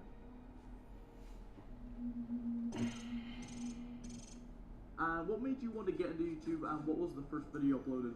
What made me get into YouTube was a few friends in school told me about this guy who's on... I want you to cast your mind back to early 2011, a time period representative of rage comic memes, the popularization of the iPhone, and where the only political debate was whether Black Ops 1 and Modern Warfare 2 was the better Call of Duty. The rise of internet accessibility brought about the opportunity for simple-minded individuals to share content on what was a very much new, rising popular media at the time, YouTube.com. At the time, YouTube was nothing in comparison to what it is today. But as previously mentioned, what it was doing was providing an opportunity to a small group of unique individuals looking to pursue a career in video creation. One of these select individuals was a simple 16-year-old high school student from Northern Ireland by the name of Craig Thompson, who at the time would have never expected the roller coaster of a journey he would encounter by taking the road less travelled. After being inspired by one of the early YouTube trolling video legends, Call Me Kevin, Doesn't sell the game, you know. Craig Thompson, aka Minilad, was inspired to create some similar content for himself. So I thought, right, this is what I want to do. I want to sort of make videos and try and entertain people. Wasting absolutely no time, Minilad got exactly what was needed to begin his content creation journey. So I got myself a TV and a PVR and I just went for it. The collection of required equipment was followed by the creation of his YouTube channel name, which, similar to many other Call of Duty YouTubers at the time, came from Craig's gamertag. Minilad explained that the name came from a scenario where another friend already had the name Craiglad and decided to use Minilad as a replica. He ensures that the word mini comes from the fact that he's younger than the other Craig and doesn't reference his height, being apparently 6 foot or 6'1". How tall are you? I am about 6 foot, 6'1" or something like that. But because my name is Minilad, people sort of assume I'm like 4'3" and just a complete midget. However, after seeing him stand next to Mini Minter, who is apparently 6'1", I'd question the legitimacy of his statement. However, Craig Thompson's height, or lack thereof, had no impact on his ability to begin pumping out content, because it wasn't long after the creation of the channel that the uploads would begin.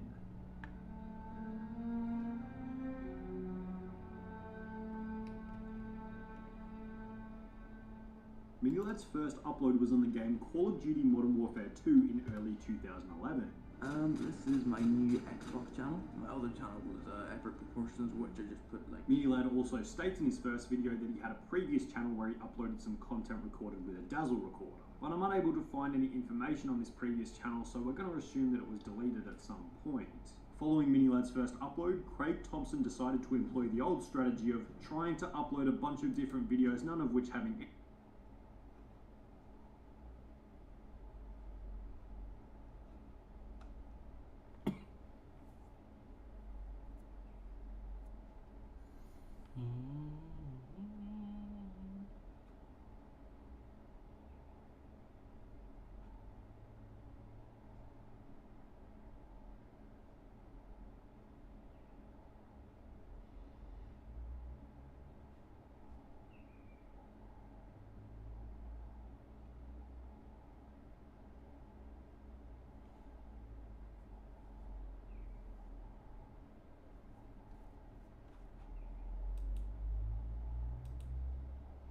Welcome to our brand new Big Idea Direct. Now introducing Phil Vischer.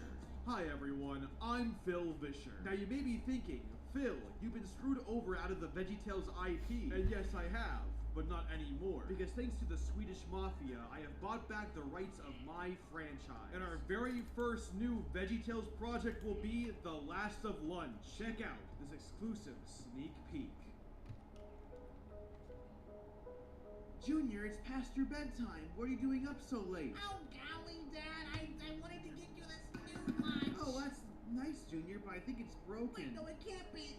Oh, you're playing with me. Ah! I love you, Junior. I love you too, Dad. Fruits and veggies all over are rotting and becoming evil zombies. Dad, I'm scared. We'll get out of here, Junior. Stop right there. I got a gun that shoots pie. Wait, we're not sick. We're not sick. Oh, what happened? What happened to Junior? Junior, I gotta get you up, Junior. Yeah, come on, Junior. I know it hurts. I know you've been through a lot of loss, Mr. Asparagus. You had no idea what low seas. This little girl could cure the expiration virus. Come on, Laura. You're just carved. It's so fucking dumb. Where'd you move here from? Dumb. Hi. Hello. Okay, can you stop staring at me? What are you even looking at? Are you just gonna stare at me all day? No. Okay, well, could you stop, please? It's kind of creepy. Plush toy. What? I can't hear you. You're talking so quietly. Buy the Dumbsville plush toy. We did a new collaboration with Makeship. It's the Dumbsville Literally Me plush. It's high quality, but the stock is limited. You'll be able to relate to him because he too is lonely like me. Okay, great. Thanks.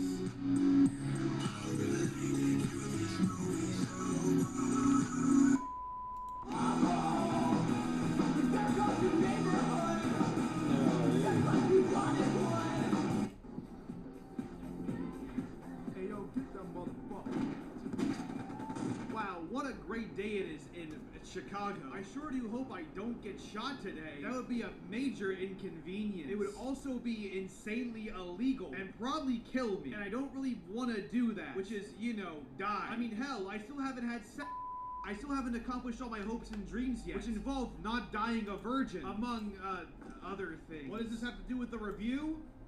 VeggieTales. Oh man, Hey. Hi. Do you need something? Does anyone want to come over to my house? Oh, I forgot. You can't come to my house because no one can ever come to my house. What the fuck is going on? I'm just kidding, guys. I live in the old city of Chicago.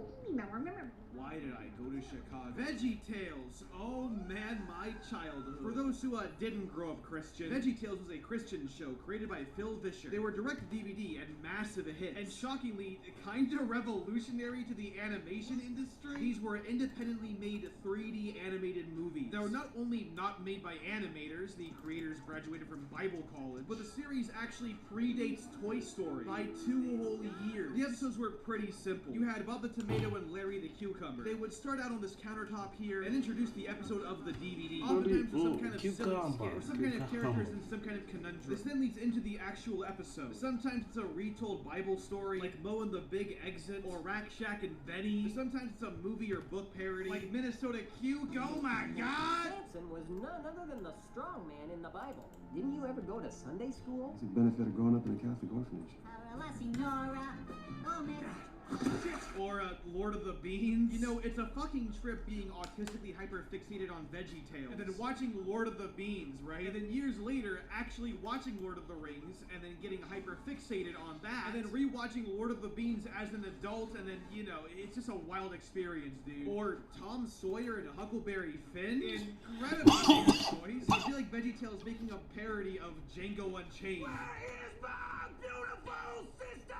And sometimes it was original stories, like the one with fucking Snoodles. When I was a kid, I loved VeggieTales. I'd watch my DVDs all the time. I owned a bunch of playsets and action figures. And turns out, I had autism. One of these I watched was, of course, Jonah, a VeggieTales movie. A full feature-length release, based on the story of Jonah. It was released in theaters and doomed the whole company. Yeah, VeggieTales creators' big idea kinda had a management problem. There's a whole fucking lore to it. The Saberspark has a very excellent video on all this. I recommend recommend watching it. But in spite of a lot of this, Jonah was a financial hit, and a very fond memory for a lot of people, myself included. I loved this movie when I was a kid, but as the years went by, I kinda grew out of VeggieTales. It's funny remembering my love for this show, watching episodes over and over again, and inserting myself into the morals of the story, and then years later, I would still be doing it, just with a much more, let's say, not spiritually motivating work. You either die a VeggieTales fan, or you live long enough to see yourself watch The Grey. God, prove it! Fuck faith! Earn it! God made you special, and he loves you very much. For years I've wanted to revisit this movie, see if it holds up and all, and what better place to do it than the heart of Chicago. So our film opens with the main characters going to a Twippo concert. These characters are Laura Carrot, Junior Asparagus, Bob the Tomato, Mr. Asparagus, this girl, and a pea. With Laura having a backstage pass to actually meet Twippo. Now my question is, who is Twippo? Apparently their popular song in this universe is Billy Joe McGuffrey. It's basically about some guy that gets injured a lot. They have a song called the Bald Bunny Song. And apparently his name was going to be Tweezer Man. So wait a minute, Goofy rock songs, Tweezer Man? Is Twippo a fucking Weezer reference? Dear Phil Vischer, which Weezer album is the best and why is it Pinkerton? So Bob's reading the map, while not trying to get whacked by Mr. Archibald's guitar. I love Twippo. Me too. Weezer! Laura's all like, oh fuck you, I get to meet him backstage. Really? Bob is also frustrated that Mr. Asparagus isn't helping him with the map. He then whacks Bob and the ticket flies out of Laura's hand. You know, the one she doesn't have. And then, uh-oh, more shenanigans happen where they crash the whip. We also get the worst looking porcupines I've ever seen. This is what the Last of Us PC on medium settings looks like. They then get an underwear joke. They then crash the whip again into the middle of nowhere, finding only a singular seafood spot. I see food. And if it's a fish, I eat it. We then see Destroy Lonely as a fish, and Bob is super mad at Mr. Asparagus. Junior is also mad at Laura and starts insulting her for waving around her tickets. Captain Ahab's Moby Blaster, my favorite. Holy shit, a Moby Dick reference? Call me Ismail. We then get a brief song number where the Peas lead the main characters to their seats. All the characters then leave for one reason or another, and Junior insults Laura and she leaves too. He then looks at the menu and sees compassion at a market price. That must be the moral of the movie. He then meets the pirates who don't do anything, and they're all like, oh, we heard your argument with Laura. This leads to them going into the actual story of the movie about Jonah, and thus briefly ends the B plot into the A plot. We cut to the actual plot of the movie, where we meet the pirates who don't do anything again. Apparently there's a cheese curl sweepstakes, and they're trying to win it. This will be important later in the movie. We also meet the Ninevites, who are a group of people who slap each other with fishes. Ninevites. Speaking of which, slapping with fishes, not nearly as fucked up as what the actual Ninevites did. So the actual city of Nineveh was the capital of the Assyrian Empire, and the ways they would punish their enemies included the following: impaling their enemies by inserting a large stake through their psychologically torturing their victims by taking said human skin and burning 200 captives alive, children included, cutting off victims' arms, hands, noses, ears, and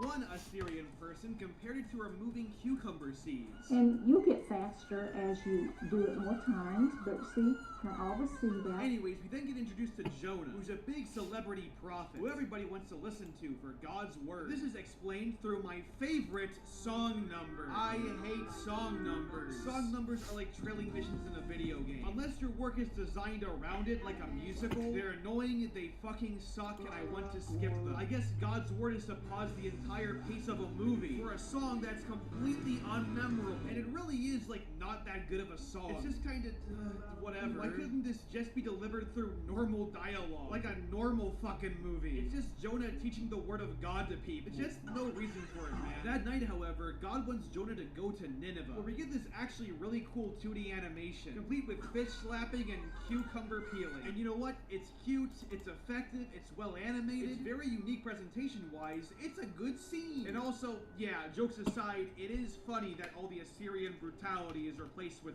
fish slapping. But because of this, Jonah's all like, fuck no, baby! Which is when we get... fuck me. Another boring boring song number that can be easily communicated through regular dialogue? You love to see it. So after that fucking garbage, we briefly cut back to Chief Keef. Don't you have like cops in Chicago? I know, I don't follow us. Anyways, back to the B plot. Nothing really happens aside from Bob joins the story, and apparently Mercy's another moral we're learning, and that's about it. Although it is incredibly weird that Larry the Cucumber is here and Bob doesn't recognize him, that always irked me the wrong way as a kid. Like, at least say hello to him, you dickhead. Anyways, cut back to Jonah, who's tripping balls. All because he does not want to go to Nineveh. However, he sees a sign and talks to this Scottish carrot. There's nothing like a cruise on the Great Sea. Jonah then decides to go to Tarshish, which is opposite of Nineveh. And the only people who can do it are the pirates who don't do anything. Yeah, and Alf is on in a half an hour, so... Oh my god, Alf reference? So after some goofy shenanigans, Jonah rests on the deck for a little bit. This is where he encounters a little goofy guy named Khalid. He's an Indian stereotype, and aged about as well as one from 2002 would. I am a small business operator, a traveling salesman. I sell Persian rugs door to door. You do? Oh, hell no. I love how artistically he just sticks out like a sore thumb. He does not fit the rest of the cast at all. But turns out he's a big fan of Jonah. He even has the Jonah plush, which reminds me of my plush toy you should buy right now. Jonah then goes to bed, which leads to a dream sequence where he's running from God and, yeah, that's about it. Then, Jonah wakes up and it's raining on the ship. Like the original Bible story, the characters play a game to figure out who caused the storm. In the movie, though, it's Go Fish. Not gonna lie, that's still funny years later. Jonah then loses and admits he's disobeying God by running away from Nineveh. You know, I don't like those people. Ooh, beast slapper. Hey, yo, base? Hello? Base department? So Jonah is forced to walk the plane. However, after jumping in, the storm suddenly stops. So they try pulling him back in, but Jonah's suddenly eaten by the giant whale. So after being fully devoured, Jonah's...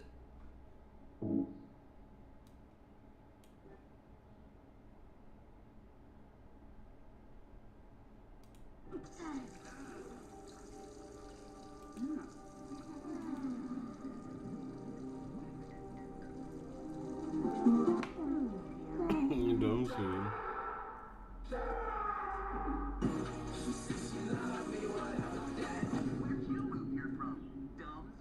Yo, I hit the jeweler, got some goals. I sold a little weed, but I could never sell my soul.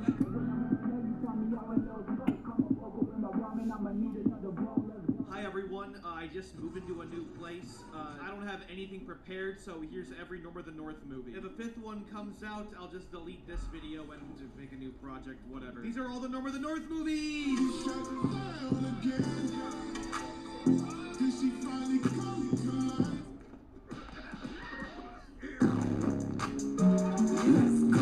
You know what? I'm just gonna...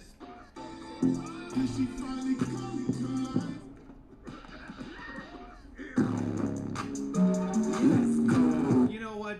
I'm just gonna say it. Norm of the North absolutely disappointed me. And not for the reasons you might expect. Here, let me explain. So, this film has quite the history to it. You'd be surprised how deep it actually goes. So, originally, Crest Animation was making this movie. AKA the creators of Alpha and Omega. AKA a film so bad, it was only surpassed by its sequels in pure garbageness. However, Crest Animation shut down, leading to Splash Entertainment, the creators of the other money laundering sequels, to rework the movie into what was supposed to be a direct-to-DVD movie. That is, until Lionsgate came in and went, hey, it's January, dump this into theaters. As a result, the film has one of the worst critical receptions I've ever seen. So I sat down and watched it, and I mean, it was dog shit, but a very different kind of dog shit. It wasn't this kind of dog shit. It was, you know, it's hard to explain. So let me try to explain it by guiding you through this thing. This is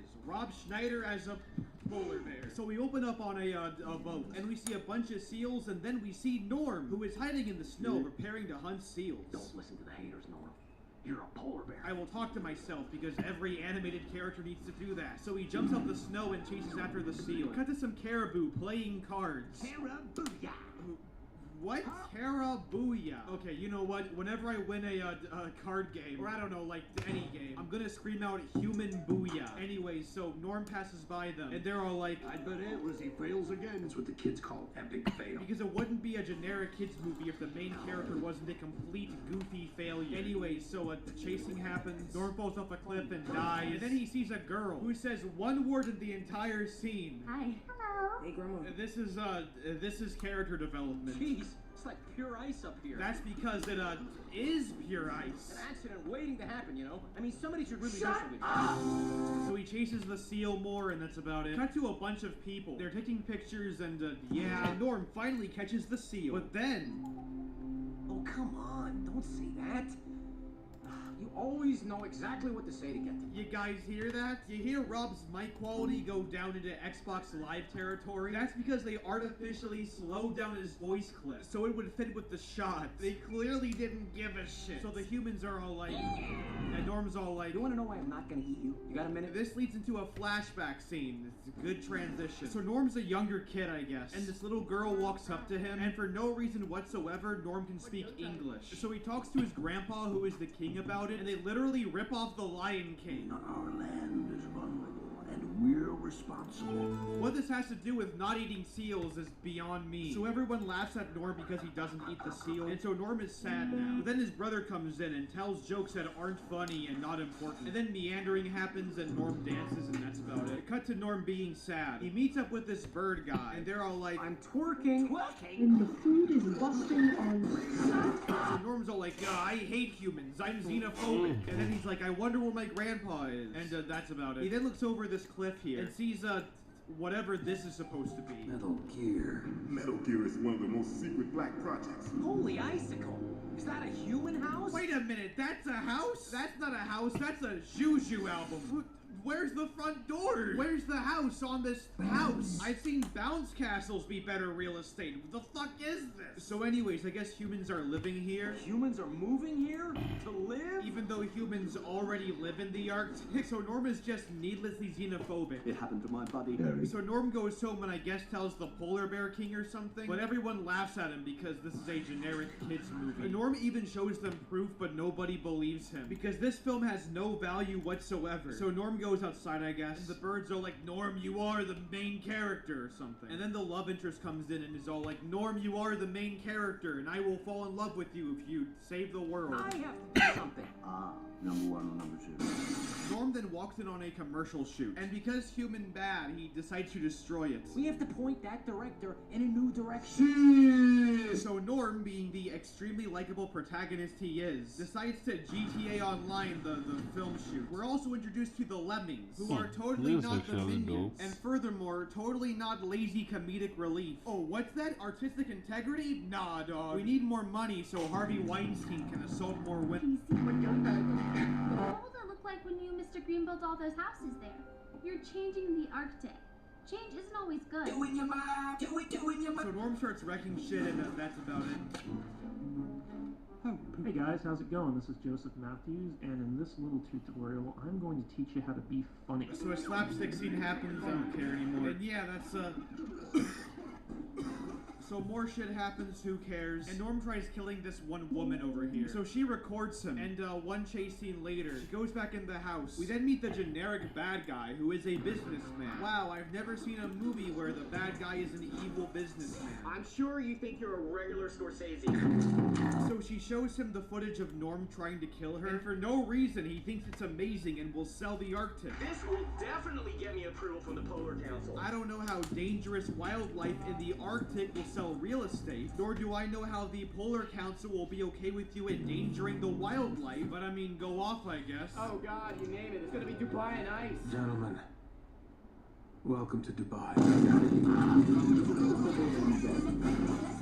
So anyways, he's all like, find an actor who looks just like that bear. Let's use the Arctic to sell the Arctic. Ah, my evil plan, regular marketing. So Norm decides to become the actor for the marketing agency. So he jumps in the house and then leaves to New York, all while shitty licensed music plays. The home is then taken to an evil warehouse. And then these guys walk in and Norm walks out, I guess. And these guys are like, another talking bear? And so they chase Norm for a bit and yeah, that's about it. And Norm walks outside and sees the same model of a taxi cab over and over again. So he sees this guy who is also dressed as a bear, and then these guys think the guy in the costume is a bear, and they try and beat up the guy in the bear costume, but then they get beat up themselves. It's very funny, I assure you. So after the battle, the guy in the suit's all like, oh, you are very elegant as a bear. That costume is exquisite.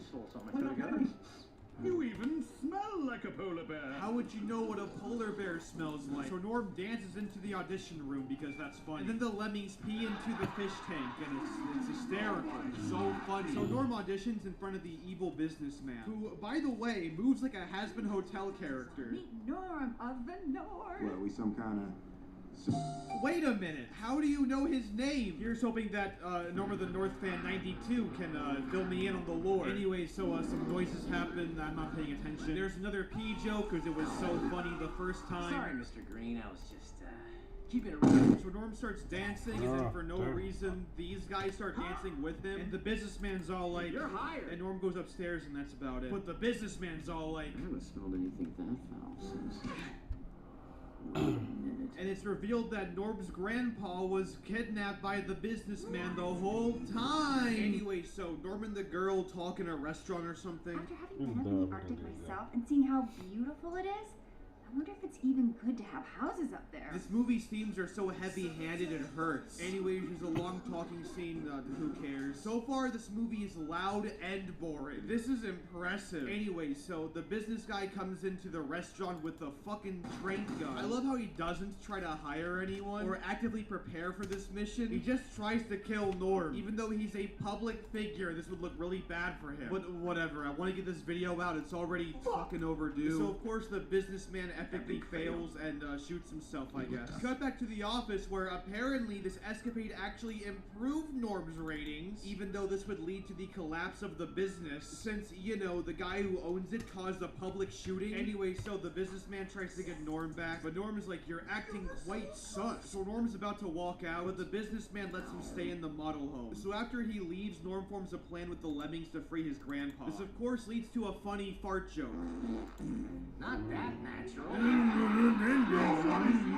Norm hires this guy and a bunch of bullshit happens and that's about it. And Norm sneaks into the building. There's a talking scene, I don't care. So Green leaves his office. I just realized I could call these characters by any name and nobody would notice. So Osama sneaks into the office. He then opens the secret passage bookway thingy and the lemmings go in but not Norm because... I'll be too obvious. Yeah, that. So they sneak in and the grandpa's all like, how he knows it's Norm is beyond me. So stuff happens and who cares? And then Norm's all like, I'll save the Arctic first, and then I'll save Grandpa. Which means more padding's about to happen, so buckle in, kids. So Norm goes on a talk show. And yes, I will make the obvious joke, just you wait. My God! That was some really good mic quality. Oh, also there's a little girl subplot in this movie. I've been negating it from this video, though, because that's how important it is. So Norm goes on the talk show, and here's how that scene goes.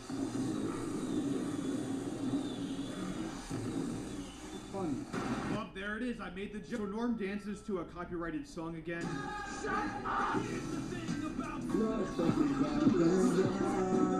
Cut to 3 years later. So the little girls are like, Norm, you're saving the world, and that's about it. Now we're at an ice skating rink, I guess. Norm, can you please come out? I think I just did. No way. What? They did not just make that joke. Holy shit. Bass? Bass department? So there's another dance number, and yeah.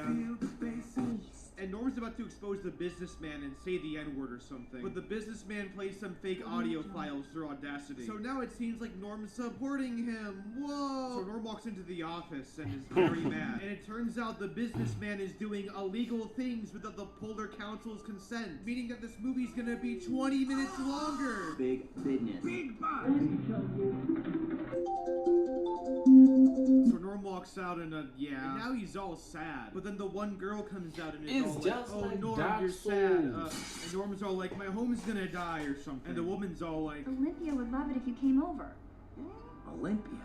Nice and legal. So they go home and that's about it. Cut to her apartment. So a bunch of bullshit happens that I don't really care at this point. Then the little girl's all like, Hey, Mr. Greenware, it hurts.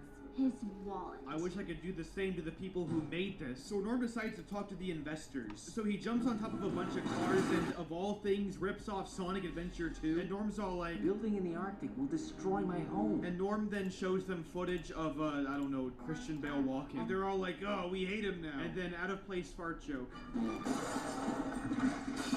so they're all like, you're corrupt and not poggers. But the businessman's like, oh, my plan is already going through. So it's time for Norm to take matters into his own hands. Meanwhile, the bad guy's all like, Commence Operation Kill That Bear. which is a really lame name for an operation. Yeah, guys, fuck Order 66. Forget about Protocol 10. It's all about Operation Kill That Bear. It's also revealed that he's taking Norm's grandpa in one of the houses and dumping him in the river. Even though it would be easier to just euthanize him at your house. Why'd you even capture him anyways? You didn't need to. Oh, I see why. It's so we can have a generic story. I see. So Norm finds a bunch of houses being taken to the Arctic. And Norm's all like, I bet Grandpa is in that last one. very convenient he guessed that. So chasing happens, whatever. And Norm saves him and he's all like, Grandpa, I missed you, whatever. And so he saves him and yeah, that's about it. And they hop up the truck to save the Arctic. 5 years of running later, they then see the boats. But then a helicopter shows up and tranks them and they pass out. You know what else is passed out? My emotional investment. So Norm's now on a helicopter, and the lemmings are here to save them. And then these guys pop out, and some banter happens, and then Norm and his grandpa get free. And yeah, that's about it. I'm wondering if I can plagiarize Doug Walker's review and get away with it. They make it out alive. And now they're on the boat home. And that's about it. Meanwhile, the investors send something to ruin the bad guy's business. And yeah, that's it. It's just a bunch of shit at this point. Back on the boat, there's a thunderstorm or something. And they're trying to dislodge the boat, I think. And so they do. But then, it's uncharted. This leads to Norm getting dropped in the water and rubble falling on top of him. Which of course leads to...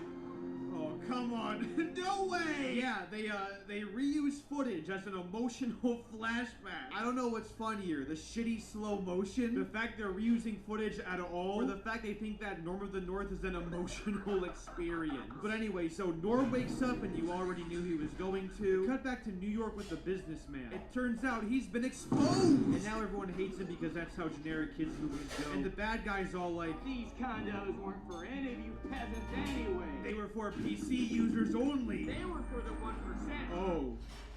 Oh no. And then he gets locked in the sewers and stuff. Norm then wakes up and he's back home. And the girl we don't know anything about is in love with him, I guess. And then Norm's all like, where's Grandpa? But then everyone else is all like, You've searched everywhere, Norm. but fuck that shit though. Because in the very next scene his grandpa comes back. Because why actually create emotional tension when you could just fake it? Norm then becomes king or something. Norm, I crown you.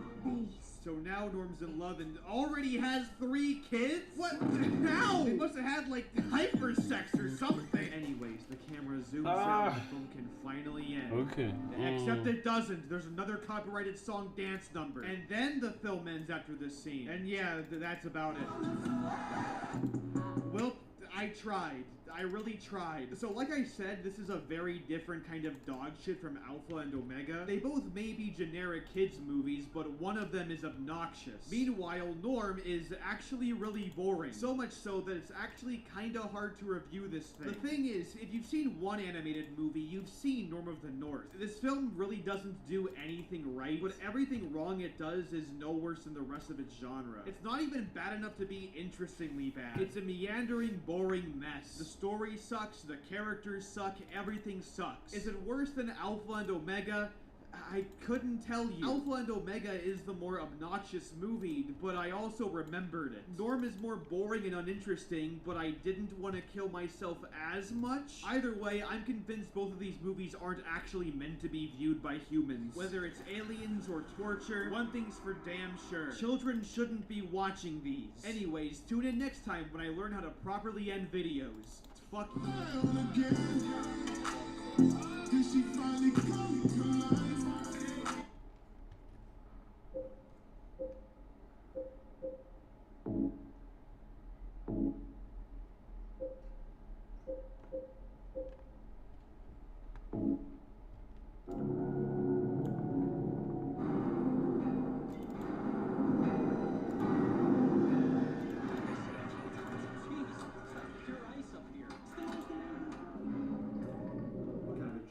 Yeah, they made a second one of this. Norm of the North, the keys to the kingdom. So, similar to Alpha and Omega, there are 4 of these things, and because I'm obligated to review them, I might as well review them. So, let's talk about it, I guess. If I had a better intro, you'd be hearing it right now. So we begin with an establishing shot, which looks almost identical to the establishing shots in the later Alpha and Omega sequel. We then meet Norm, who is trying to build Mount Rushmore. What the fuck? On the way to do your mom.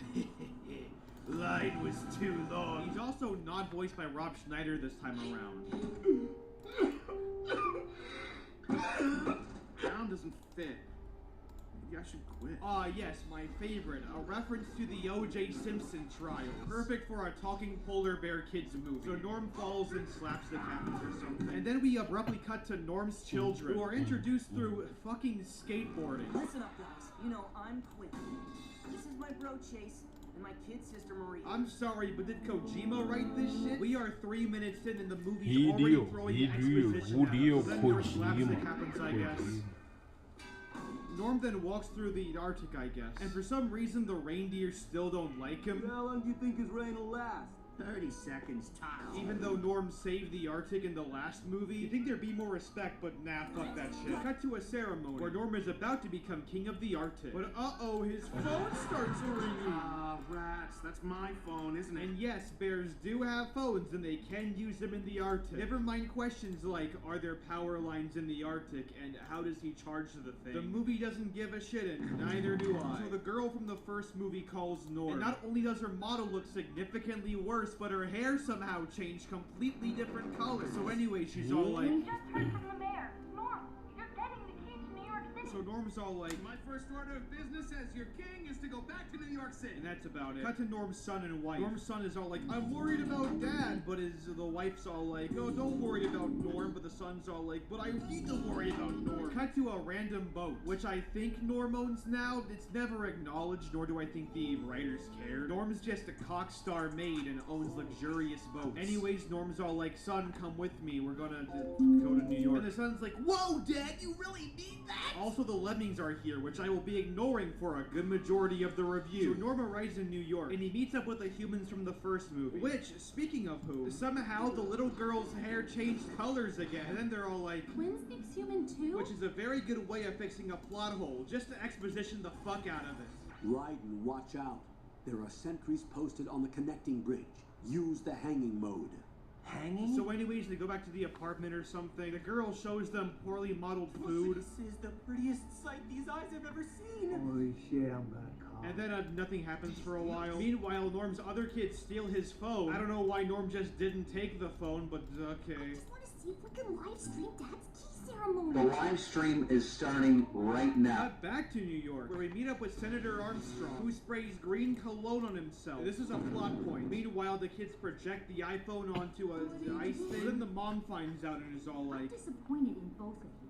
Your father would not be happy to see that you did this. Do what? Use an iPhone? Anyway, so Armstrong shills for water, and Norm falls down the stairs, I guess, and the mayor gives him the key to the city. It is a key that opens every single door in the entire city. I thought it was a symbolic thing. So anyways, Norm has to give a speech now. You prepared a speech, didn't you? So Norm gives his speech. I know I'm not the smartest. So on the way home, Norm runs into the one costume guy from the first movie, and he's dressed up as Norm this time. And that's about it. Cut back to home, where Norm and his son have a wholesome Chungus conversation. I'm really proud to have you as my dad. You're a great king. I can't carry anything else right now. But then, the next day, it turns out Norm's being framed for robbing banks. A plot point I've never seen before in my life. Also, his key was stolen, so now everyone hates him. So Norm's son and the girl are all like, we have to help. So they do some computer hacking and are all like, there's an imposter among us. So they go out and meet with the guy who was dressed as Norm in the first movie. But it turns out it's not him. He then, for no reason, gives them the ticket to get his costume at the dry cleaners. I know your dad is innocent. If you think about it, this film is really about cancel culture. But then it's revealed... The costume is gone. This is not yesterday too, and someone took the costume. They then somehow find what bank he's hitting next. But then the mom calls the girl, and she's all like, oh, I'm mad at you. But the girl's like, it's okay. It's okay.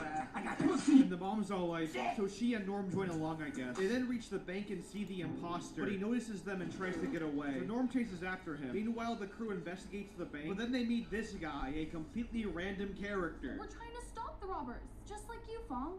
Hold up. You know this? Yeah, this film is just throwing characters at us now. So this guy owns the bank, I guess. And that's about it. Meanwhile, Norm chases the one imposter, but then he gets caught by the police. I never asked for this. Maybe you should try getting a job. On second thought, hold on. I have to drop something, okay? And... So meanwhile, everyone's sad over Norm's arrest. But the rabbit character's all like, oh, I will help you. Cut to Norm in prison. He's very sad until the rabbit comes in and tries to break him out. But before they can break out, we gotta have a... comedy. I have a very important message from your son. Pastrami on pretzel bread, no pickles. Wait, that was my receipt from... So they escape from jail, and that's about it. But meanwhile, these guys with the money, I guess, are escaping with the money. So the rabbit's all like... I have an idea. I am rich. So using the power of Deus Ex Machina, they teleport into a helicopter. They then make it onto the boat, but then they're discovered. This, of course, leads to an epic fight scene. Norm then wins, yeah. But the rabbit's all like... But we still don't know who calls the shots for the henchmen. Who really stole the money? So Norm's then all like, Let's return the money to the mayor. He'll know I'm innocent. We then cut to the mayor telling everybody that Norm is innocent. That was fast. So Norm then walks in and shit. And the mayor brings out some money. But it turns out the money is sus. And it smells like the mayor's cologne. That bag smells like the mayor. The money smells like... Norm then sniffs around and finds out that a costume of him and the key to the city are in the mayor's hidden room. So the mayor was behind it all the whole time. I'm as powerful as a king. That's not what being a king is. Being a king is the responsibility. Making the mother of all omelets here, Jack. Can't fret over every egg. They attempt to arrest the mayor, but he then gets away. Thankfully, Norm and his new friend still have the Deus Ex Machina copter. So Norm hops into the other helicopter, and he and the mayor engage in an epic battle. Okay, Mr. King of the Arctic, don't fuck with this senator. So Norm wins and the mayor is arrested, and yeah, that's it. Everyone then says their goodbyes and heads home, marking a beautiful ending to Norm 2. Except it isn't, because for some ungodly reason, we still have 40 minutes left of this movie. The points are being longer than Alpha and Omega, I guess. But anyways, Norm's back in the Arctic now, I guess. But then he finds a bunch of pollution. Garbage. Cut to a bunch of animals playing hockey. Norm goes up to his brother Stan and is all like, dude, you fucked up the whole Arctic. What the fuck, dude? And Stan's all like, fuck you, King Norm. Norm then asks where the hockey sticks came from. And it turns out it came from humans who are stealing ice. So Norm goes up to the humans and is all like, what the fuck, bro? And it turns out Stan allowed the humans to steal the water the whole time in exchange for fucking a hockey stick. So now Norm is pissed. So Norm calls the little girl and the exposition happens. There has to be some kind of law against stealing ice, right? There actually are laws that according to the footnotes of Section 2, Paragraph 3 of the Addendum to the Arctic Conservation Act. Number 1. In 1945, corporations paid 50% federal taxes. So Norm then talks to the bird guy, and it's not important, who cares. Norm then sees all the animals playing hockey, and he has an idea. I've got an idea. So he contacts this guy and challenges his team to a hockey match. My animals would like to challenge your workers to a best-of-3, winner-take-all hockey match. And the bad guy's all like, We will crush you. So Norm asks Stan to become the coach or something, and then tryouts begin. There's a big old montage or something. And they finally get a team together. Maria, you're my left winger. So now a bunch of people are coming to see the games, including the human characters. This is when I realized that this entire second half of the movie is basically an entirely different movie. Not only is the plot, like, completely different from the first half, and not only is the concept completely different, instantly swapping to a fucking sports movie, completely throwing away the keys to the city plot, but the morals, the conflicts, and even the antagonist changes. It's like they wrote 2 more Norm movies and just went, you know what, let's smush them into one movie. So now the team is ready. But before they play, Norm talks to Stan, and it turns out Stan's a narcissist. I'm gonna listen to you, but only because you... Shut the fuck up, I will fucking laser you with alien fucking eyes. Cut to the team getting ready for the big game tomorrow. Stan is approached by one of the humans, who shows him a stretched out picture of a famous hockey guy, and he's all like, do you want to be a famous? And Stan's all like, yeah. And the bad guy's all like, Then meet me over by the ship. in 5 minutes. Straight up. Cut to Norm talking to his wife, but their time is cut short when the little girl shows Norm the phone. Where it turns out Stan is in a commercial for the water company. Fuck that though, because the games are beginning. Hello and welcome, folks. Go to Steam, uninstall Destiny 2. What did that cherubim just say? I'm pretty sure he just said.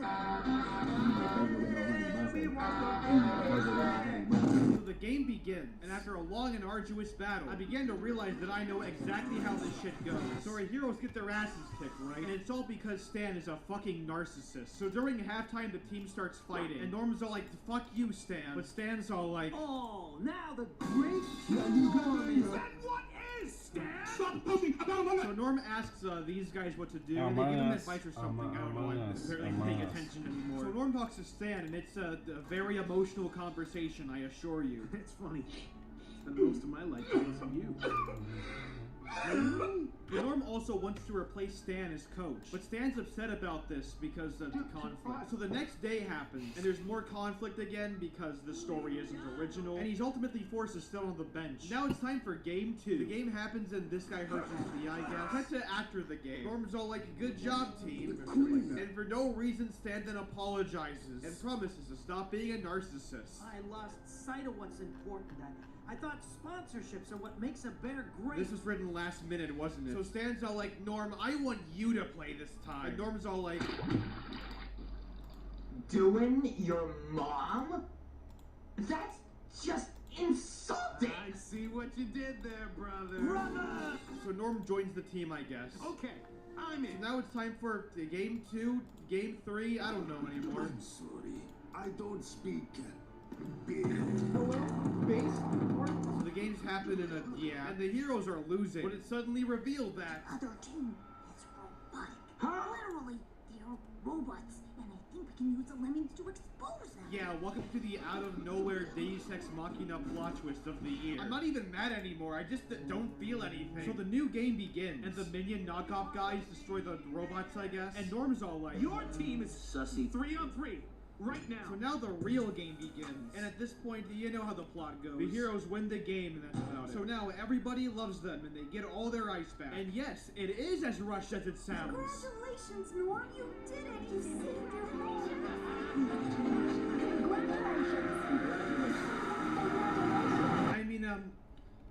I mean, yeah, this is what I expected it to be. It's certainly a sequel to Norm of the North. I'll give it this, though. It's at least better than the first movie. It's not as simultaneously obnoxious or boring, but it's still not good. For one thing, it feels like two movies stitched together, and it's extremely jarring. The film goes from a semi-conspiracy movie to a sports movie, and the conflicts and everything just suddenly change. But both conflicts are so generic, you know what's going to happen by the end. So the film is not only cluttered, but it's also predictable. My question is, who's buying these and who are watching these? At the very least, Alpha and Omega had like a furry audience, but Norm doesn't appeal to anyone. So how do they keep making these? Money laundering? Maybe. Overall, this film sucked. I got nothing else to say. Fuck you.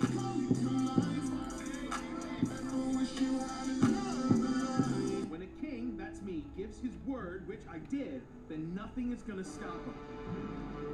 Except for maybe Jim, I said, not looking so good. Would you shut up? Norm of the North, king-sized adventure. Okay, look, I know what this is, you know what this is. I'm tired, you're tired, Jesus wept. I know you're tired of loving with nobody to love. Honey, what you doing in the club on a Thursday?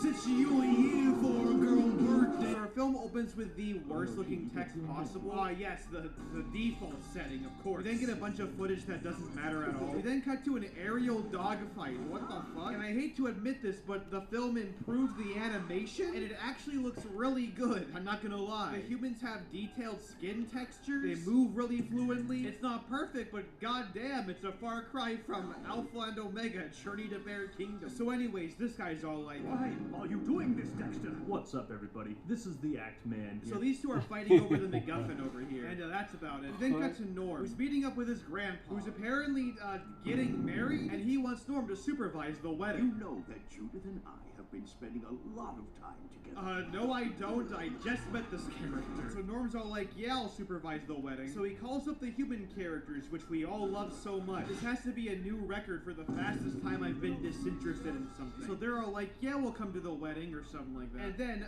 completely out of left field, one of Norm's kids apparently has an app that tracks aliens. It tracks UFOs. And then the characters are all like, The app is telling me that we've got some flying objects. so Norm decides to investigate alone, not counting the lemmings, of course. Now, you may be wondering, why would he do this? Well, you see, the answer is... So Norm heads into this cave here, and ends up meeting and getting trapped with the one guy from the airplane scene. This is what little dude must have been looking for.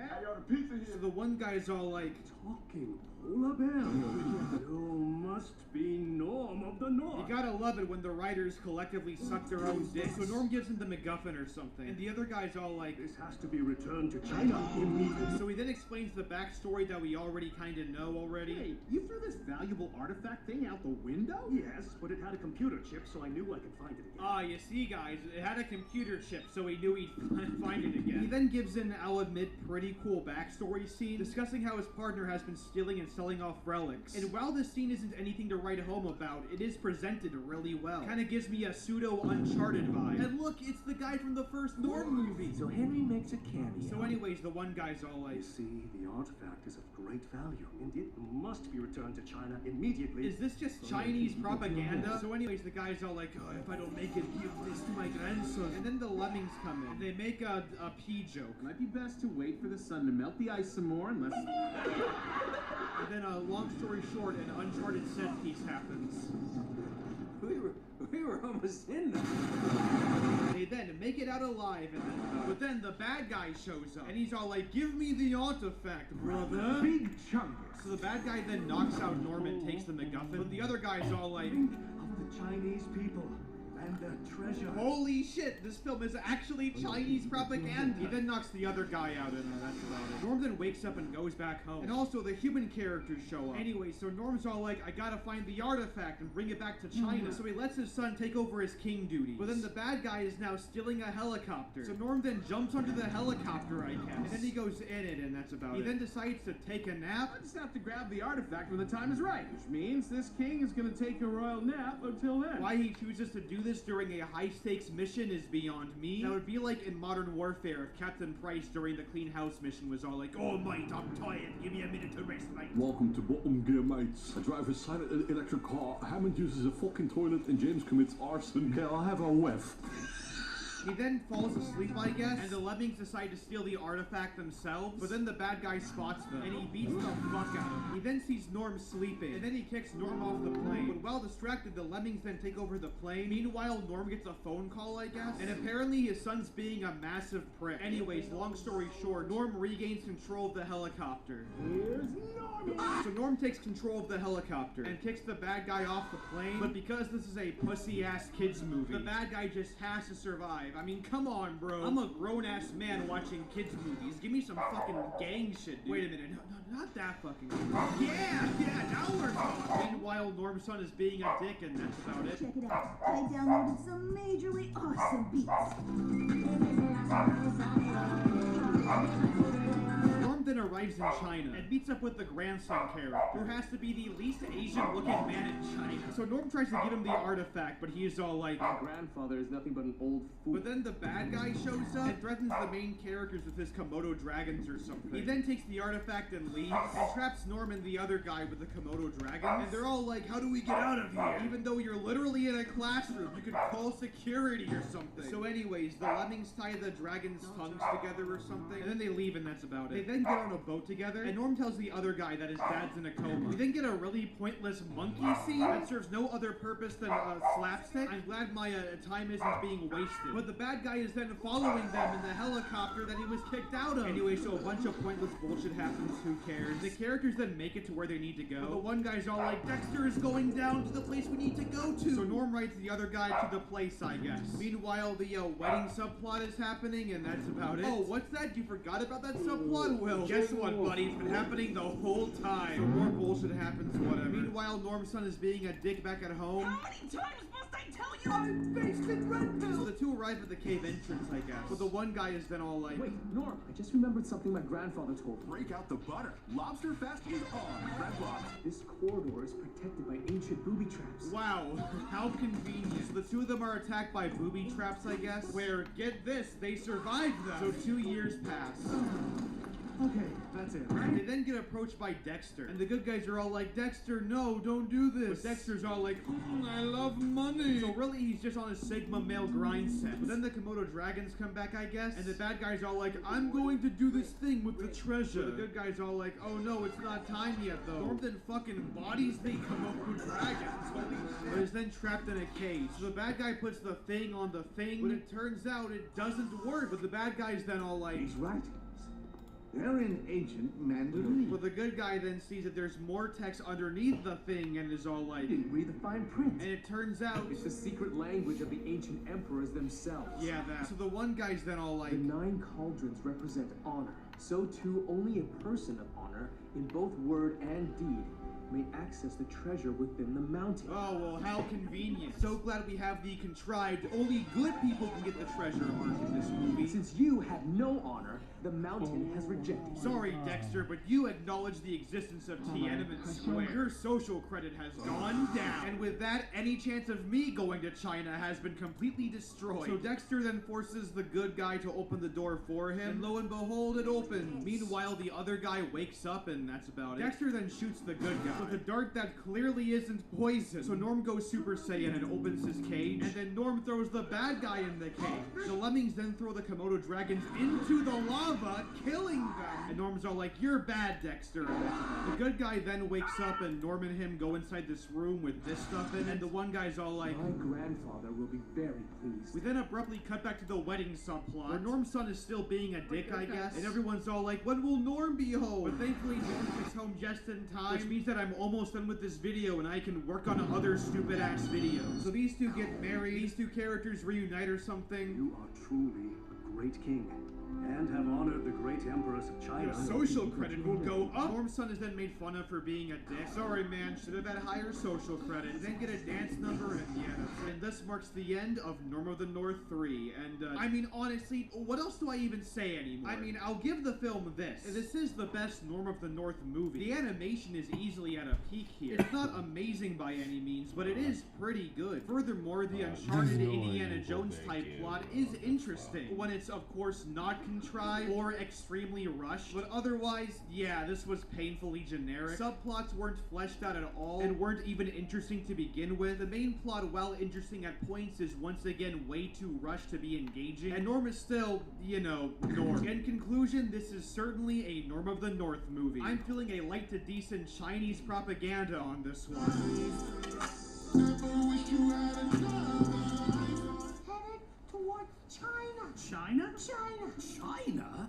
China. China. China.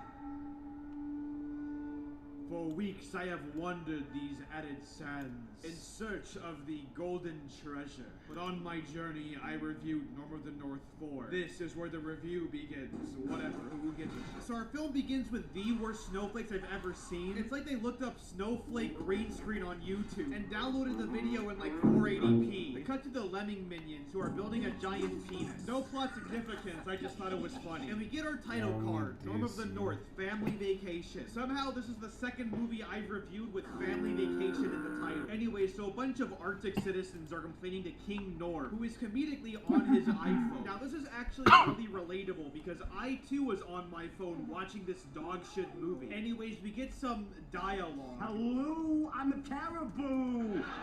And the one bird character is all like, you should be a real King Norm. But then suddenly, everything begins to shake and your mom drops through the ceiling. Oh man, how'd they get your mom in this movie? But real talk though, this is Tiny, who is a killer whale with a magical ability. And that ability, of course, is to make me want to kill myself. I come before you to ask your approval. No. I've only seen this character for 1 second and I already hate him. Anyway, so some shit happens and there's a fart joke.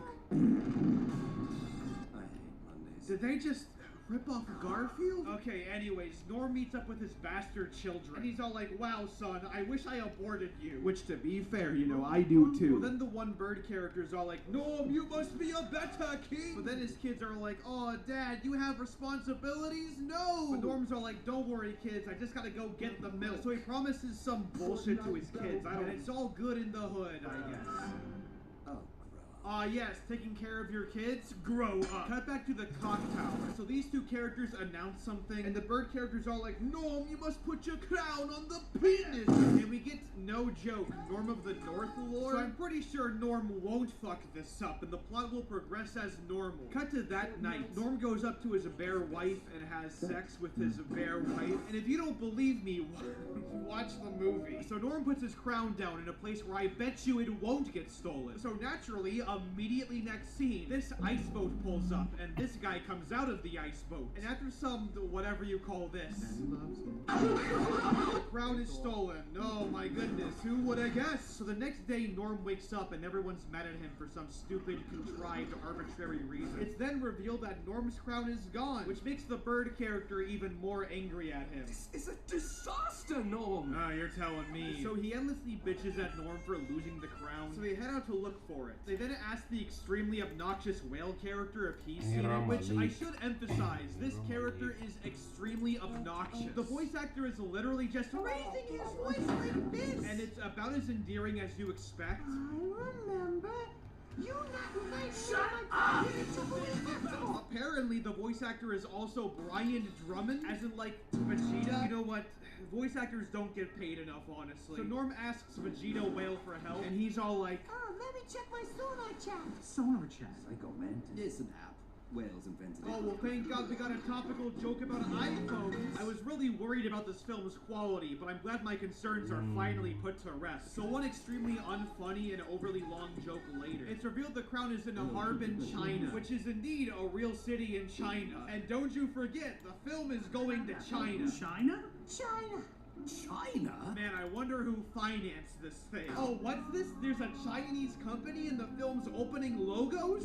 That's really interesting. I wonder what Norm's social credit is. You gotta love how this is the second Norm movie that's Chinese propaganda. Anyways, Norm now has to go to Xinjiang. I mean Harbin, China. Sorry, slip of the tongue. Anyways, Norm's worried about his family. But thankfully, his kids overhear him. And extremely conveniently, his wife gets news of it. And she's all like, whoa, Norm, you planned a surprise family vacation, which is the title of the movie? Wow, that's so amazing of you! So they aboard this ice boat that the Lemming characters made or something. And they're off to China, and that's about it. We then get a scene where the family takes a family picture, but then Norm sees an ice boat, which puts him in a conundrum, because you see, he's going to Harbin, China to get his crown back, but he doesn't want his family to know, which will be really bad for the economy or something. But then the ice boat shoots an ice missile, which freezes Norm and his family in the middle of the ocean. But thankfully, Norm's able to contact the one rich guy from the other movies. How's the vacation going so far? It's very, ice. Which allows them to safely get to Harbin, China. Now you may be wondering, what was the point of all that? So they arrive at Harbin, China, a city made out of an LSD trip. Is this a city or a liminal space? So we get some old movie references. And apparently the residents of Harbin, China are all animals. Where the humans go? Is this a post-human society? Anyways, this character sees Skrillex performing and she's all like, whoa, Skrillex? But then, embarrassingly, Norm starts dancing to Skrillex, which leads to an entire dance scene, which is very important to the plot. Norm then sees some tracks on the ground, but he quickly brushes them off for family. We then get an ice skating scene, it's pointless. Cut to Norm's son shopping. He sees these binoculars, and through these binoculars, he sees these two furries, which the film just snaps focus to now. So we're introduced to these two furries, who, if they were in any other franchise, would definitely have porn made of them. The only reason why I presume they don't is because nobody is actually a fan of this garbage. Anyway, so this is Pete and Repeat. There's many humor and jokes on here. And they run into Norm, as well as their father, who is a furry who created Harbin, China. They can't make this shit up. Who Norm immediately finds as sus because he can shoot ice missiles with an iPhone. But then the furry man's all like, wait a minute, you're Norm of the North. And Norm's all like, yeah, I star in Chinese propaganda. He then invites them to dinner and they accept, I guess. But Norm then runs off for reasons.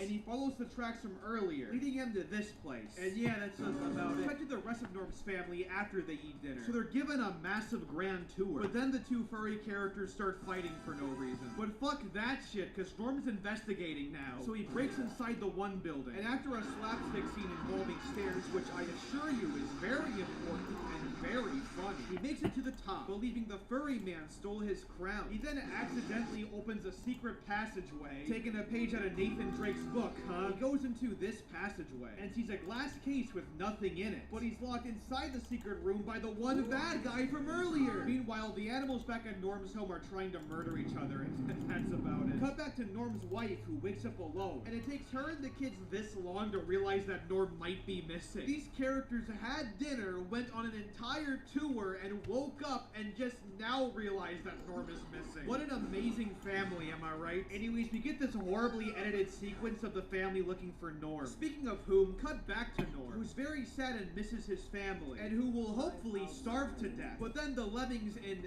ninja costumes, Deus Ex Machina themselves back into the plot, as they free Norm, which coincidentally Norm's family walks in on. Thank God, how convenient. So thankfully everyone's reunited, I guess. So Norm reveals why he's really in China, and the reason, if you forgot, which I bet you did, is because he's looking for the crown. Everybody's then mad at him over this for one reason or another, and the kids are all like, you don't care about us, only the crown. And it's played off as Norm doesn't spend enough time with his kids. No, he's right. I haven't been the best dad recently. But the crown is like a political object, isn't it? Technically, this is along the lines of terrorism. I think parenting would take a bit of a back seat. Anyways, whatever. Let's move on before I accidentally get invested in this shit. So Norm's son runs off because that's the conflict. Why do they even bother at this point? We know he's going to come back. Anyway, so the furry guy comes back, and Norm accuses him of stealing the crown. It turns out the furry man didn't know about the secret room. And it also turns out the guy also was robbed, which means the only people that could have stolen it were twins. So yeah, it turns out it was the two furry twins the whole time. So one boring as fuck talking scene later, Norm and his family meet up again, and he and his son make up, I guess, because of fuck exploration. Just have the plot resolve itself. Who cares? So 1,000 years of artificial plot lengthening later. You know, actually, good time to point out, the Norm Twitter account, genuinely more entertaining than this movie. Like, you got Norm out here posting some badass drip with a badass seal of approval. And even an Alpha and Omega 19s? No way! Okay, anyways, they make it to a secret lair, and the furry man gets brutally murdered in cold blood, I guess. So the family continues inside the cave, but then they get trapped inside the cave and are surrounded by a bunch of snow turtles. However, look, you know how this is gonna end. I know how it's gonna end. Norm and his family win against the turrets. Whoa, I couldn't have predicted that. So they go into this room and approach the tiger furry characters, and Norm gets his crown back, meaning this movie is almost over. The tiger characters then apologize or something, and it turns out all they really wanted was to give their dad a surprise crown for his birthday. Now you may be asking, why go through all that trouble? On top of how did they know about the crown in the first place? But you know what? Who cares? So despite committing a massive political crime, Norm forgives them. And the furry dad characters are like, oh, I'm sorry I work so much. Oh, I love my sons. And then, long story short, because Norm didn't put his crown on a penis, there's a giant storm that's happening. But thankfully, Norm returns home and puts his crown on the giant's cock, and is able to save the day. Whoa. We then get the dance party ending that makes suicide a genuinely viable option. And then the film ends, and yeah. So that was Norm of the North Family Vacation. It was really bad.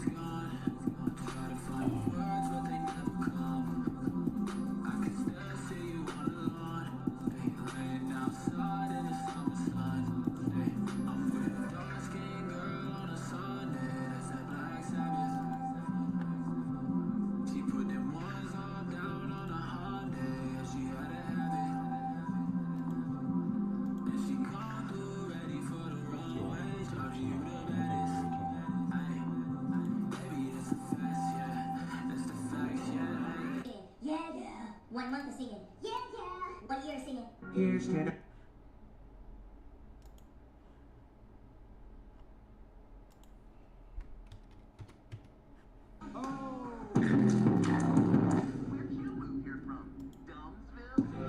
I hit the jeweler, got some goals. I sold a little weed, but I could never sell my soul.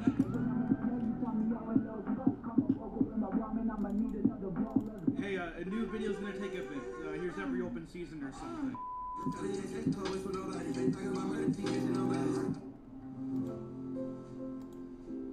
Well, Merry Christmas, everyone. It's not even Christmas, you fucking dumbas. Why do you sound like that? Preparing for my new album, Hold On. It's these jokes now, isn't it? It's about drive, it's about power. Okay, well, I'm gonna go review Open Season now. You have fun with that. Anyways, Open Season is a movie. A movie that I haven't watched since I was like 7. A movie written by Steve Moore, who would go on to also write O. Now, this is actually a pretty highly requested video. Sadly, though, one of the most popular videos on this franchise is made by a child molester, and I can't just let him take my views and molest children. So today, we're reviewing Open Season, I guess. So our film opens with this woman, who is jump scared by her pet bear named Boog. Boog then dances, I guess, because that's funny. Can she get down like this? So they get in a car, I guess, and it's revealed that Boog is a show bear cross pet thing, who does shows for tourists nearby. We then cut to this guy who... I wonder if he's the bad guy. So this guy's a hunter who just got back from tying this deer on his car. A deer that's the secondary character on the poster. It's then revealed that the hunter and this girl are enemies. And the hunter also likes killing animals. Meanwhile, Boog is in the back of the Jeep, where the secondary deer character wakes up, who's played by Ashton Kutcher, so I'll call him Ashton Kutcher. This leads to a funny scream.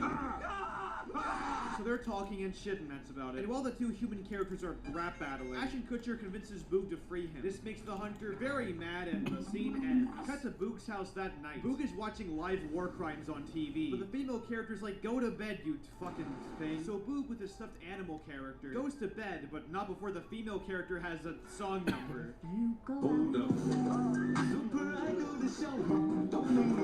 But as Boog tries to sleep, he's waken up by Ashton Kutcher, who is throwing bunnies at his wall. I'll admit, that's a little funny, I guess. So Ashton Kutcher's all like, let's get out of here, bro. But Boog's all like, nah, man. This it? This is my home. So after some funny slapstick, the deer character convinces Boog to leave. So they head off to a gas station. They then break in and start wrecking shit up. So their makeshift party keeps going, and yeah, we get the bear twerking meme. Yo, this go hard. Mind if I screenshot? But then the cops arrive, so Ashton Kutcher leaves, leaving Boog to get arrested. Arriving home, the lady is mad at him. Boog then immediately throws up. And this officer guy is all like, I got one more summer to pack lunch. And to give this film credit, I do like this scene, actually. Yeah, it can be juvenile, but Boog's owner loves him unconditionally. And despite her frustration with him, she still loves him anyways. It's not deep or anything, but look, it's a wholesome scene, okay? Cut to the next day. We encounter Ashton Kutcher walking around, but so does the bad guy who tries to run him over. This leads to Ashton Kutcher interrupting Boog's show backstage. Boog then wrestles Ashton Kutcher, which the audience notices and holy shit, what? What the shit? You know what? I like the scene too. It's funny. Boog is then put down, and so is Ashton Kutcher. And this guy's all like, You'll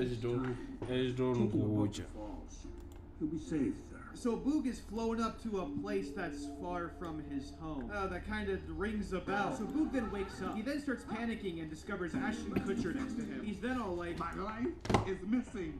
It is all your fault. Let the Rock tell you in Chinese. So Boog decides the best course of action is to find his way back home. So he leaves Ashton Kutcher behind, but unfortunately keeps going back in circles. But after a bit of trekking, finally sees a tree. So he tries to climb it, but comes across some Scottish squirrels. Touch a needle in this tree and I'll give you such And he started making it out the fucking school. Anyway, so the squirrels start throwing pine cones at him, I guess, and that's about it. So Boog goes to Ashton Kutcher and is all like, where's the doge? And Ashton Kutcher's all like, okay, alright. I'll take you to town, but when we get there, we're partners. And at first Boog's all like, no. But as per cliche plot trope, Boog lets him tag along anyways. Man, I wonder if they'll become best friends by the end. Meanwhile, the hunter guy is driving his car and starts discussing conspiracy theories. A bear and a deer working together. How far does this conspiracy go? In 1945, corporations paid 50% federal taxes. He then sees this dog driving the car, and he then crashes his car. But it turns out it wasn't the dog the whole time. Whoa! Meanwhile, our main characters are walking around. Boog then climbs this mountain but falls off of it. He then lands on this tree branch and sees a porcupine character. Oh, that sounds oddly familiar, doesn't it? Anyways, we meet these beavers or something, and they laugh at our main characters, I guess, because that never happened in a kids movie before. Boog then tells Ashton Kutcher, We are not we. What do you mean we? Nintendo? once again, a moment never seen in a kids film before. But then Boog's hungry, I guess. So after some food dialogue, and after revealing he needs to use the restroom, Ashton Kutcher takes a shit on the floor. You nasty ass bastard! There's then a joke scene where Boog has trouble using the restroom. This is followed by him meeting some French duck. Don't touch that dial now, we're just getting started. What was that? So anyways, funny French stuff happens. There were thousands of us when we started in the beginning. Meanwhile, Ashton Kutcher sees a girl deer, I guess. Man, I wonder if they'll fall in love by the end of the movie. But then Patrick Warburton comes out. Love your mama? So funny, Yo Mama Deer hates Ashton Kutcher for some reason. But then Boog comes out. But then all the other deer make fun of him, I guess. And then they leave and that's about it. Cut to that night, where Boog and Elliot bond together under the moonlight. Wait just a fucking moment. So you're telling me Steve Moore wrote 2 movies about 2 talking animals that start off as complete opposites but become closer as the film goes on, which also include jokes about French ducks. Is Alpha and Omega unoriginal? Right. Turn the game. It's like George Orwell book.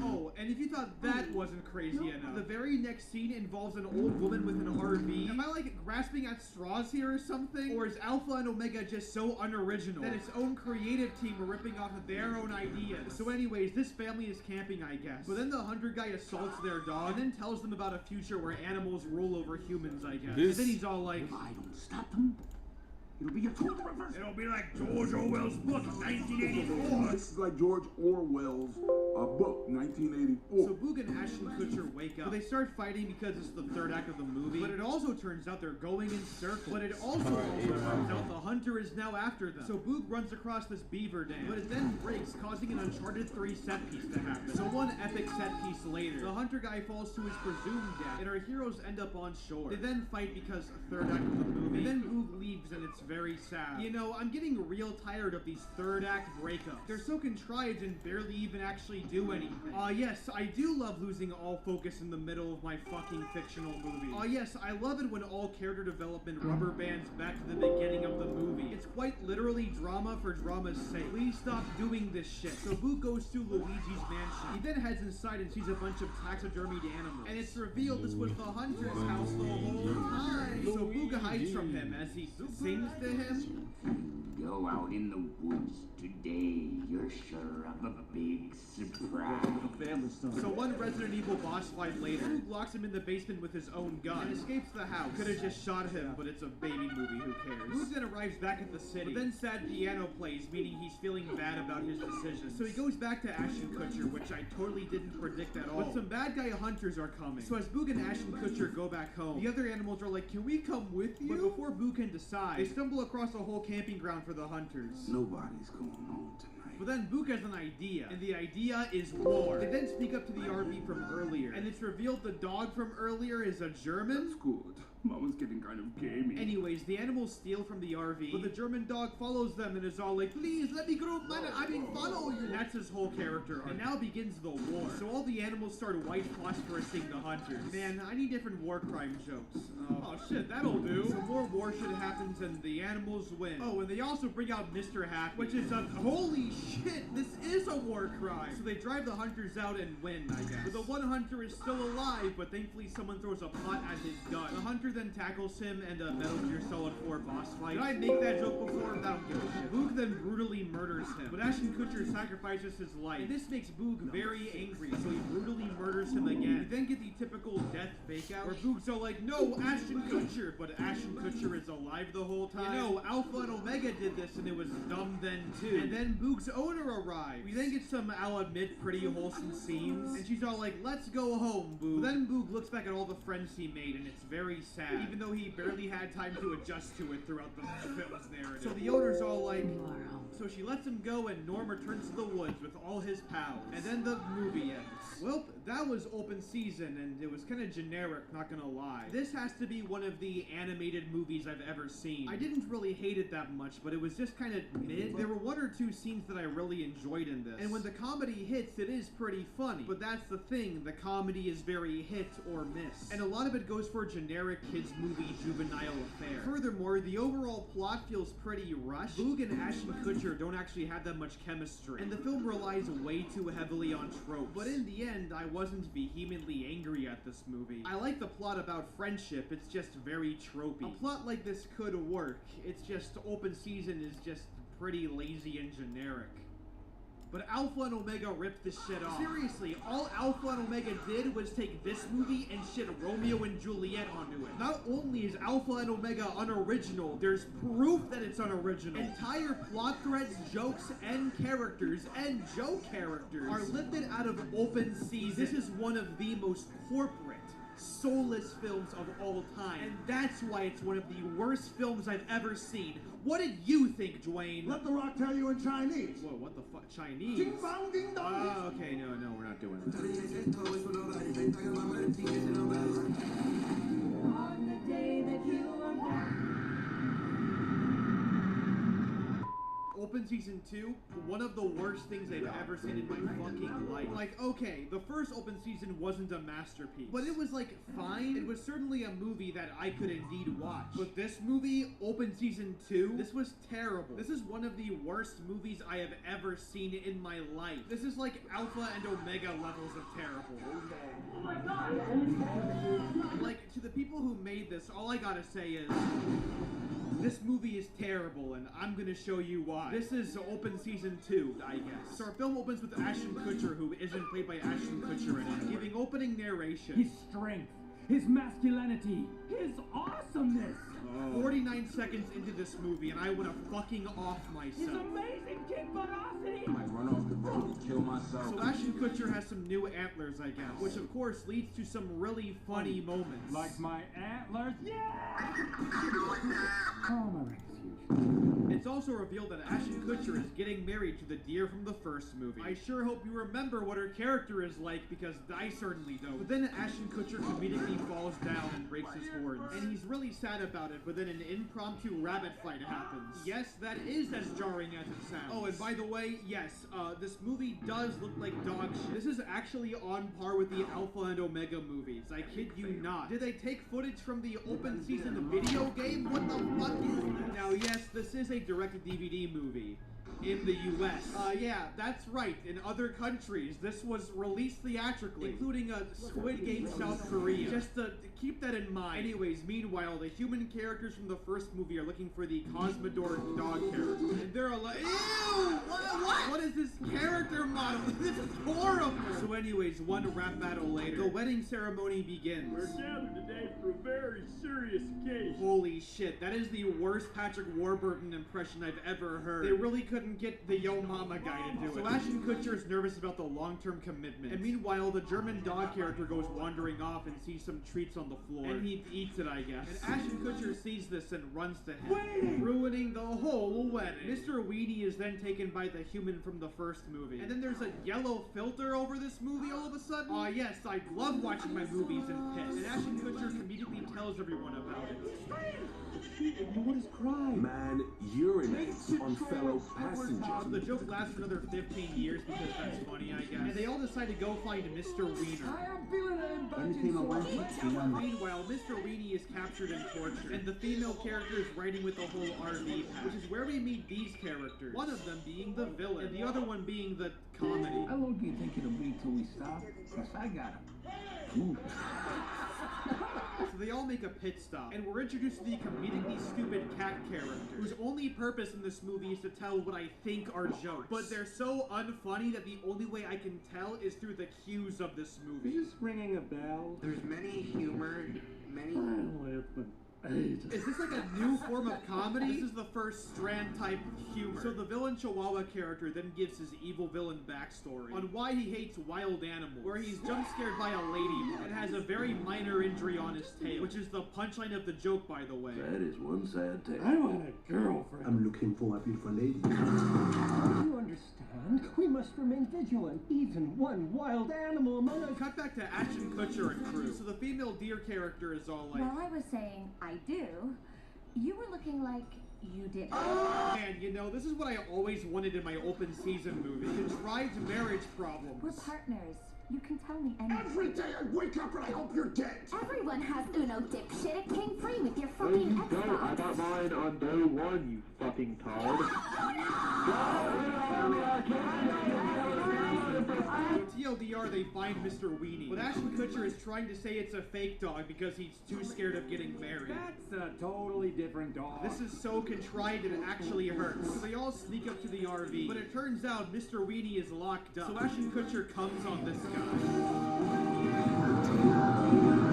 So one funny slapstick scene later, they end up freeing Mr. Weenie. But because Ashton Kutcher is a moron, he accidentally locks him in the RV. And the family gets away with Mr. Weenie again. You know, I'm really happy my time isn't being wasted. We then get more marriage problems. And this time it's because the female character is giving orders. We're not even married yet, and you're already telling me what to do. Golly, I love contrivances. But then suddenly, Ashton Kutcher thinks that Boog and his bland girlfriend character are cheating on him. Boog, you traitor! And they split up because that's the conflict. So one walking scene later, the human characters arrive at a camping site where Mr. Weenie is forced to wear an electric shock collar. He's then reintroduced to all these side dog characters, and then the bad guy Chihuahua starts talking. But then Mr. Weenie's all like, "But the wild animals were my friends!" And all the tame animals are shocked by this. Names, wild animals are my friends! What, no baby? This of course leads to the other animals 1984ing. It is worse than I could have ever imagined. Your friends? It's worse than I could have ever imagined. So I guess they decide to euthanize him or something. Prepare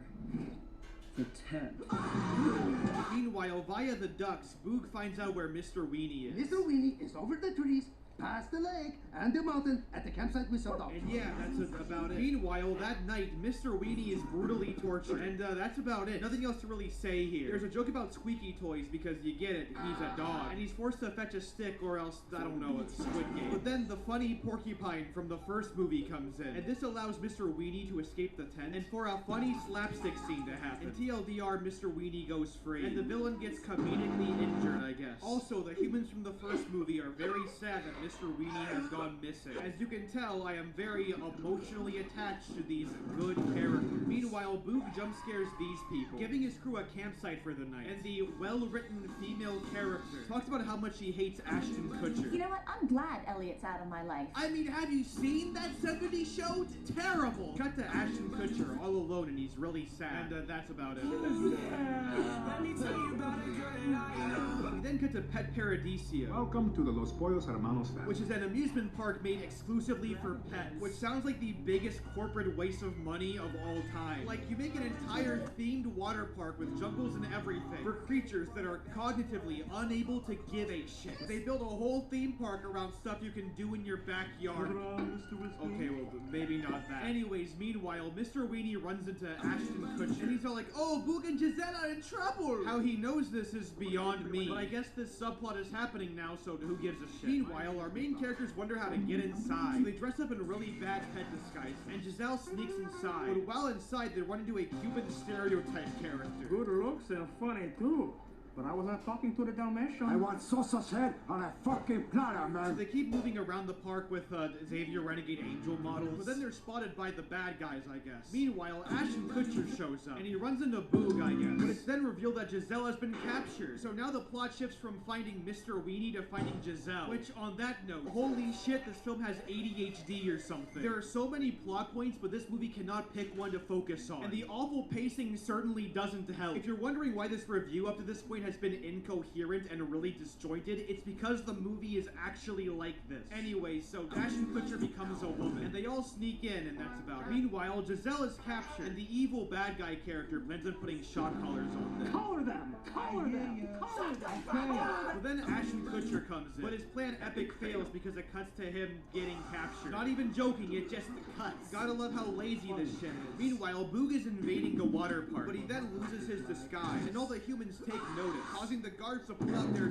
fucking water gun. This causes a funny slapstick scene, of course. Meanwhile, Ashton Kutcher talks to his wife one more time. If this is the end, I need to say something. Giselle, before the wedding, my rack was huge.